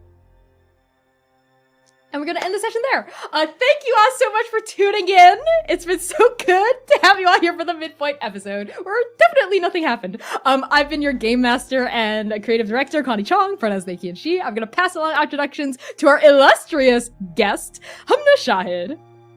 Yes, hello everyone. My name is Hamna. I use any and all pronouns, and I am a TTRPG performer and producer. You can find me all over the internets at Lilith TTRPG, where I talk about all of the different projects I'm a part of. One fun thing is I just recently released a micro zine with Gwendolyn Kelly, Glitchy Vixie. You should go check it out. It was for a game jam, and you should also check out that game jam, actually. I believe it closes in like 5 days or something. So get something in. It's very easy to do. But yeah, I have been Rhododendron Rodakrar, who uses they, Ray pronouns, and it's been delightful to give y'all some answers and many more questions tonight. And with that, I will pass things over to Val.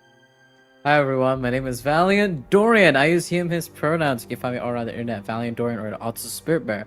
Please enjoy that lovely treasure I just set you on. I've got a bunch of projects coming up soon. They're unannounced. Just check out my socials for them. Also, I also made a new game for a different game jam called Self Assurance. It is a duel between a challenger and an Asura over a deck of cards. It's great. Go check it out.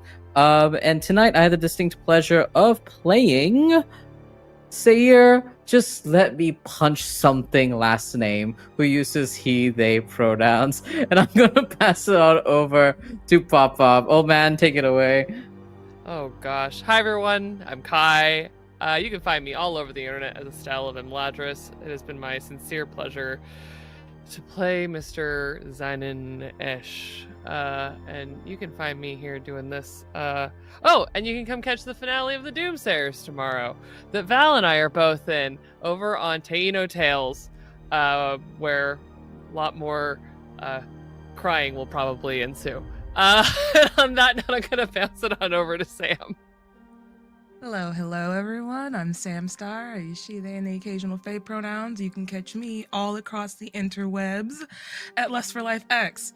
I played Lumira. Baby girl went down bad today. Take us home, boss.